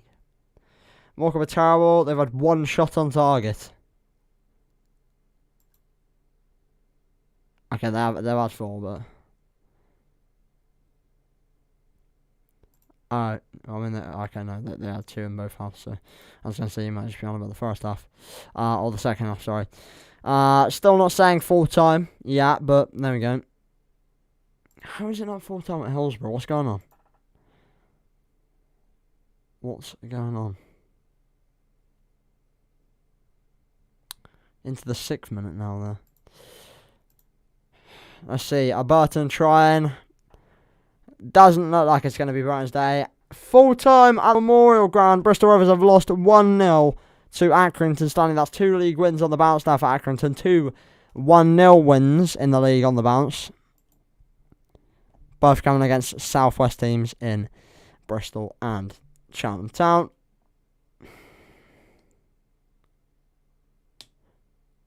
Goal! Goal! Goal! Goal! Goal! Goal! Goal! Goal! And that is game, set, match. Callum Patterson has made it 3-1 to Sheffield Wednesday. To all but end the game. Well, not all but end the game. To end the game on a positive note. Sheffield Wednesday, they do look good. They do look very good. They are one of, I'd say, 3 teams that look very, very good. Well, actually, no, 4 that look very, very good this season. Sheffield Wednesday secured the 3 points. I don't think there was much doubt. They looked pretty much in full control. But obviously, they struggled to find that 2-goal lead, which they were evidently searching for majority of the second half. They couldn't find it, and in the end they got it, and it is now full time at Hillsborough after that goal. I mean, okay, there were 7 minutes added on, that makes sense. There's only 1 minute left. Charlton ain't going to score twice in a minute. That game is pretty much done. So all eyes now turn to Shrewsbury against Burton. Now this has been a very, very hectic game in which Burton dominated for a large percentage of it. So there was 30 minutes added. So we now got 6 minutes. 5 minutes remaining in that game as we approach the 8th minute, or the 9th minute, I should say, of added time. And yeah, okay, this could be an interesting finish. This could be a very interesting finish.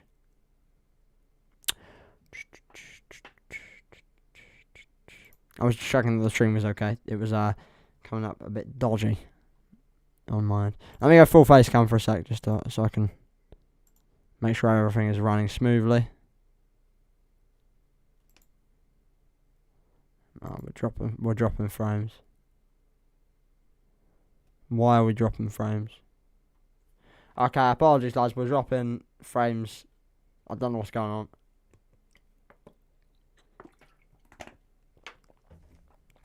Apologies, we haven't had this problem with YouTube streams at all yet, but all of a sudden it's apparently a problem now. Okay, we've stopped dropping frames. Nice. So we're just gonna sit on full face cam for now, and I'll just keep you posted. So it's now full time in all of the games. Well, actually, it's not full time at Barnsley yet, but the game's effectively over. I will let you know when the final whistle is blown there, but it's 3-1. The game is all but done. All but done. 3 minutes remaining. Full time at Oakwell. Barnsley 3. Charlton 1. Charlton with a late little push. But for majority of the game, Barnsley by far the better side. Right, we head into double figures of minutes into additional time at Shrewsbury. Burton are trying, like I've said, for a lot of this game. Burton are trying. But it doesn't look like it's going to be their day, I'll be honest. So what we'll do is, lads, once this game is over, we'll review the games that have happened, and then we will call it a day for today's stream.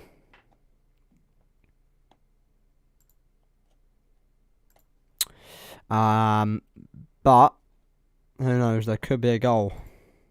There could still yet be a goal. So, could anyone tell me in the chat what led to there being so much added time in this game? Because 13 minutes. Was there a bad injury? Was anyone subbed off really early? No, there wasn't. Why was there so much time added? 11th minute of added time now. So the games that we missed today, just so that we know what to cover in future, that have been postponed, is Oxford versus Fleetwood Town, Lincoln City versus Milton Keynes Dons, Portsmouth against Bolton, Derby against Cheltenham, and then of course tomorrow we have a Plymouth Argyle against Ipswich, the biggest game of the weekend, many would say, and rightfully so. A minute and a half left at Shrewsbury, still no change.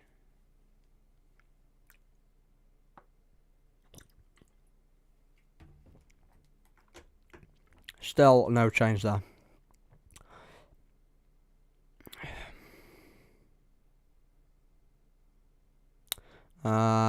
So let's have a look at the table. So yeah, so Cheltenham do still sit above the relegation zone now. There is no way that can change, which is obviously comforting, even though we've played poor. The more we can stay out the relegation zone, the better, even if it may be close.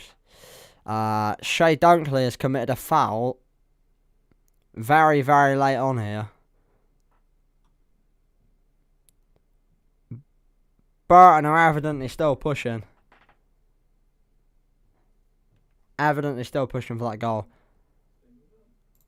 Oh my word. Oh my word.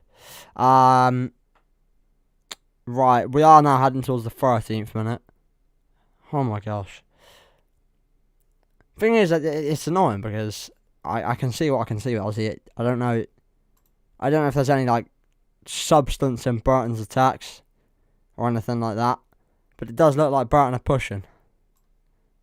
Like I've said, for the full 90 minutes.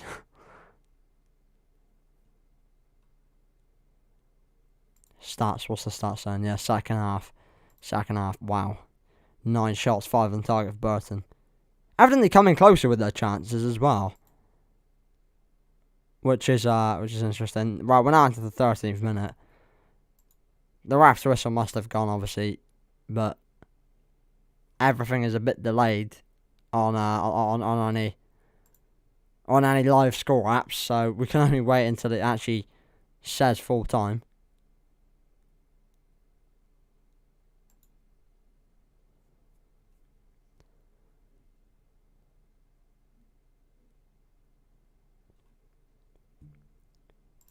$14th minute we're heading there. It must have ended, surely. What's my score app saying? Still nothing.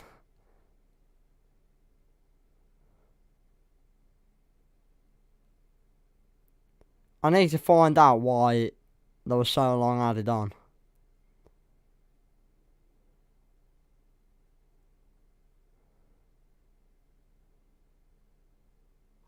Full time. Shrewsbury have defeated Burton. That's a disappointing result for Burton, especially, looking at the way they played. Burton Albion have lost again.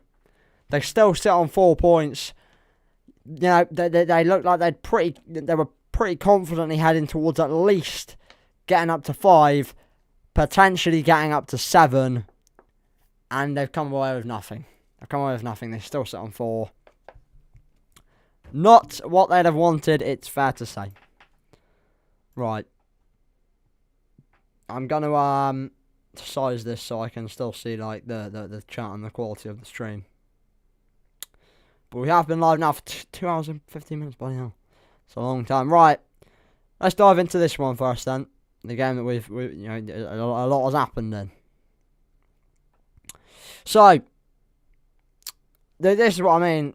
Burton for a long period were plugging away. Seriously plugging away there. With his chances, evidently. Lacked that attacking edge, evidently, it is what's clear to see in this scenario. Obviously, their goal scorer getting their highest rating, joint man of the match with Luke Lee. And for such a long period, I honestly, for about a 45-minute period in that game, they were by far the better side. And to be honest, I'd say for about 65 minutes in total, maybe 70, they were in the driving seat. But still, didn't take their chances. I think 7 shots on target from 17 is pretty solid, and evidently, of course, their goalkeeper, I can never pronounce his name, Marco Moroshi, I believe it would be, with that accent, if you like, on the S. But he's evidently putting a good performance. I mean, he's at a 7.4 rating, which is one thing, but also he must have done well to cope with some of these. But I think, at the end of the day, one thing with Brighton is they haven't taken their chances that they have had, and that has come again. Even though, they've had. I mean, first half especially that was the case. Second half, maybe not so much. But yeah, you look at the player stats. There were some standout players. The rest were below par. Borthwick Jackson below par. Joe Powell below par. Johnny Smith, Johnny Smith. Let's dive into his stats. But what I've been looking at suggests that he wasn't doing too well. Okay, 2 successful dribble attempts, 79% pass accuracy, 40 touches. No influence on the game though. No influence on the game. Kayla Dunn. Wow. Such an influential player in previous games today. Not at all. 1 dribble, 44% accuracy. Able to pass with 27 touches. Wow, that's a poor way to come away from a game. Victor Adebayo, I can never say his name. Adebayo. A goal scored, of course. 2 shots on target, 2 shots off. 3 successful dribble attempts, 80% passing, 34 touches, 1 key pass. By far their standout player. Obviously, it's easy to say that because he scored, but by far their standout player. Thomas, I always just read their name how it is. Tom Hamer. Also seems to put in a good performance down that right hand side, but of course led to nothing for their team. Let's quickly move on to the other games, because I want to be done before the 2 hours 30 mark. Bristol Rovers against Accrington. Okay, I mean, up until the last 10 minutes or so, I'd say this was a very boring game. Obviously, I haven't watched it. I will be watching the highlights, as I do. I mean, Accrington seem to have some fairly high player ratings, other than Sean Wally, of course, who, if I'd say this season in general, has been pretty crap. But Lucas Janssen in goal, 7.5 rating. Liam Coyle. It's the standout players here are the ones you'd expect. Joe Pritchard, Tommy Lee, Liam Coyle, Sean McConville. Ryan Ashley, yeah, that's maybe Mitchell Clark, and of course Doug Tharm. Maybe not so much, but yeah, it's you can kind of see a bit of a correlation with previous games. Their usual standout performers. Bristol have been let down here. Trevor Clark with a poor performance. Bell short. 3 saves, 2 punches, 2 high claims. Not a bad performance, but obviously conceded the goal, which led to Bristol not getting anything from the game. Luke McCormick as well. Nothing going for him. We of course look at Harry Henderson again down the right hand side. Didn't really, get too far forward. Haven't looking at the heat map here. Aaron Collins, bit of an off day by the looks of things. All over the pitch, but nothing too major. 1 successful dribble attempt was very poor. Oh dear. 4 shots, all of which were off target. Didn't threaten the keeper once. That's very disappointing. 2 successful long balls, 3 successful ground duels out of 11. 1 offside, 2 fouls committed. That's a very, very poor performance. From a player of his calibre, very poor performance. Ryan Loft as well. Yeah, it's not great. It's not great from their 2 strikers. Sam Finley seemed to get involved a fair bit. 65 touches suggest that he was their main player in this game. Bobby Thomas, though, with a 7.4, their highest rating. Yeah. I mean, you know, you look at the differences. 9 out of 10 aerial duels won. 4 out of 5 ground duels won. 66% passing, not great, but 70 touches. A heavy influence on the game for them. But, of course, not to be once again for Bristol Rovers, who still sit in the relegation zone and fell to a 1-0 loss to Accrington. A lot to talk about in this one as well. Game was against Morecambe. The away side coming away with the points. Harvey Nibbs with the winning goal in the 87th minute. Fairly good all-round performance. Dimitar Mitov, of course, who, I mean, evidently one of the lowest ratings in the squad, but we know how good he is as a goalkeeper and can come up with some big saves at times. I want to see how many saves he did make. 3 saves, so we'll be seeing those in the highlights. He's a very, very good goalkeeper at this level, it's fair to say. Adam May, once again, I think he's going under the radar a lot this season. 0 goal contributions, but I mean, look at that. 79 touches, 73% pass accuracy, it's okay. 1 key pass, 1 successful cross is pretty poor, but 10 out of 15 long balls, fairly solid. 2 shots, but both off target, that's not great, but he is one to take a shot from outside the area, so probably both of those came from fairly far out, so he was trying to probably dig it into the corner, and thanks for that, SofaScore, for refreshing my page in the middle of my train of thought. I do appreciate that. 2 tackles made, dribble pass once, that's pretty solid for a defensive midfielder. Yeah, fair play Adam May, very, very good player, and once again, very solid performance. Jack Lancaster, 74 minutes played, 1 goal, 39 touches, 8% pass accuracy, 3 successful crosses out of 11, 4 key passes, 1 long ball successful out of 1. That is an incredible performance. Very, very good performance. And yes, it's against Morecambe, but still, that's a very, very good stand-up performance. Harvey Nibbs receiving a 7.5 rating as a sub. Morecambe, yeah, not so much. Connor Ripley with a 6.4 as their goalkeeper. 4 saves. Again, under the pressure a lot, evidently. The lowest rating, Ryan Delaney. Yeah, you can kind of see why as a defender. Possession lost 10 times, that is absolutely dire. Liam Shaw with their highest rating of the game, 7.4 there. Got himself about, evidently 64 touches, 64% possession, percent pass accuracy, not great for a midfielder, but it's okay. I mean, 29 passes is a lot of passes, to be fair. 3 key passes made, 2 long balls successful out of 10. It isn't ideal, but still, it's not bad. Defensively, he's done alright here. 4 ground duels out of 7, 3 out of 3 aerial duels won. It's a decent performance by him. Unfortunately, the rest of the team seems to let him down a bit. Kieran Phillips got an assist, but didn't really have too much of an effect in the 82 minutes that he was on the pitch. Only 18 touches, but obviously Morecambe under the cosh for a lot of the game, so that is understandable as a whole. Obviously finished 2-1 to the away side in that one, seeing Cambridge sit 7th in League One on 16 points. Peterborough against Port Vale. There's not much to talk about on this one. Although I do look forward to watching the highlights.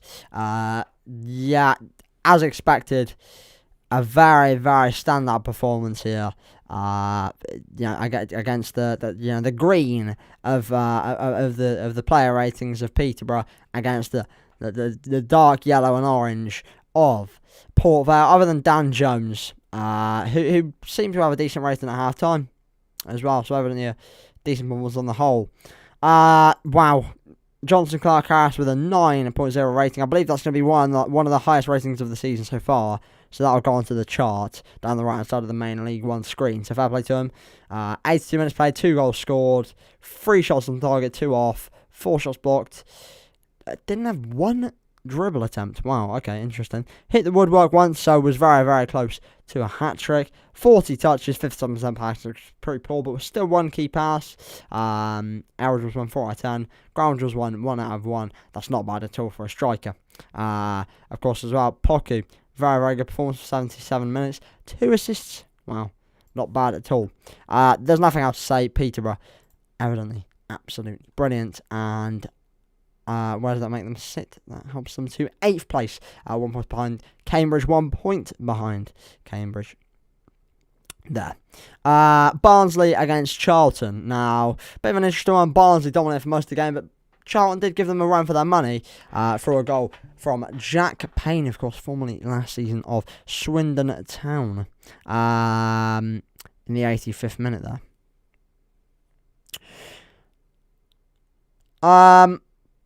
Yeah, I don't know. Obviously came off the bench for Raksaki. 7.0 rating for him. Still a very, very solid player at this level. Very, very solid young player. 3 out of 3 dribbles completed. James Norwood with a goal for the Tykes. Josh Benson as well. And Devante Cole, of course, with a 7.8 rating and man of the match when it comes to player ratings. 1 goal, 1 assist, 1 shot on target.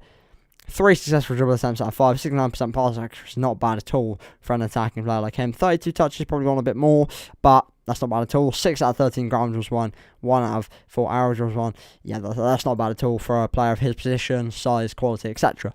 But yeah, last few minutes of the second half, Charlton did, as you can tell, have a bit of a push. 68% possession, 5 shots. Unfortunately, didn't really come too close though, other than, of course, the one that did go on target, that did hit the back of the net. But other than that, again, very, very solid performance from the home side under Michael Duff, who now has pushed them up to 5th in the league, and that makes it, I believe, 2 wins on the bounce, 3 wins in the last 5. I thought it was 3 on the bounce. I can't remember who their draw came against, I will be honest. And finally, this week, or this match day, should I say, Sheffield Wednesday against Wycombe once again. Wednesday by far the best side. Wycombe had patches of the game, but Sheffield Wednesday showed their quality. Even at only 2-1 up, they looked absolutely brilliant. Barry Bannon with a goal, 8.0 rating, and look at that, 80% pass accuracy, 69 touches, 3 out of 5 completed crosses, 4 out of 7 long balls, 2 shots on target, 2 key passes. What a performance. Alfie Mawson with a decent rating for Wycombe is the one thing. 14 clearances, so evidently they had a lot to defend today, did Wycombe Wanderers. And then Sam Vokes, of course, also on a 7.3, getting the goal from 1 shot in total for a striker of his calibre. It's not a great performance, but he did get the goal from his 1 shot. So fair play. Joe Jacobson on 6.7, obviously the redeemed himself with his assist, but of course going to come under scrutiny and criticism for the own goal. Daryl Horgan, 17 minutes played, 6.1 rating. 51% pass accuracy, 0 completed crosses out of 3. 1 completely long ball out of 3, that's not too bad, but 0 successful dribble attempts, 0 ground drills won, 0 aerial balls won, possession was 13 times. That is not what you want from an attacking player at all. But yeah, Sheffield Wednesday once again, very, very convincing result. David Stockton on 6.7, Wolf Hawks on a 7.1 there. Marvin Johnson on 7.1. Mark Smith on 7.4. Yeah, very, very convincing performance. Let's look at how the subs performed when they did come on. Malik Wilkes on a 7.0. Very, very good quality player at this level. Same to Callum Patterson, who did get the goal, who sat at a 7.8 rating. Who, of course, was subbed on for Barry Bannon. And then, unfortunately, the Wycombe substitutions did not have the same effect. Nick Freeman on 6.4 and Al Hamady on a 6.3. That helps Sheffield Wednesday up to 3rd in the league. 20 scored, 10 conceded. 3 wins in the last 5 now. That makes it for them. Bit of an inconsistency under Darren Moore, but obviously we did touch on that earlier on in the stream. Right then, that does conclude today's live stream. I do hope you all enjoyed. 2 hours and a half of me waffling about football, but I thoroughly enjoyed it. I hope you did too. If you did and you're not already, please do consider subscribing. It would be massively appreciated. Please do smash like as well. thank you for those who tuned in. Thank you for those who interacted in the chat. It was nice talking to you all. And yeah, I can't wait for next Saturday when football is finally back at Cheltenham and we can finally get back to vlogging some football. And not just that, just being able to watch the lads again, because it already feels like ages since Cheltenham played, and we only played on Tuesday. But yeah, thank you for tuning in. We've got a big week of football coming up next week. Well, not this week coming up, the week after. We've got a big 7 days. Of course, Shrewsbury at home, Bolton at home, and then Sheffield Wednesday away. 3 very difficult games, which are then actually followed up by 3 very, very important games. I believe 3 out of the bottom 7 we play in those next 3 games after this next group of 3.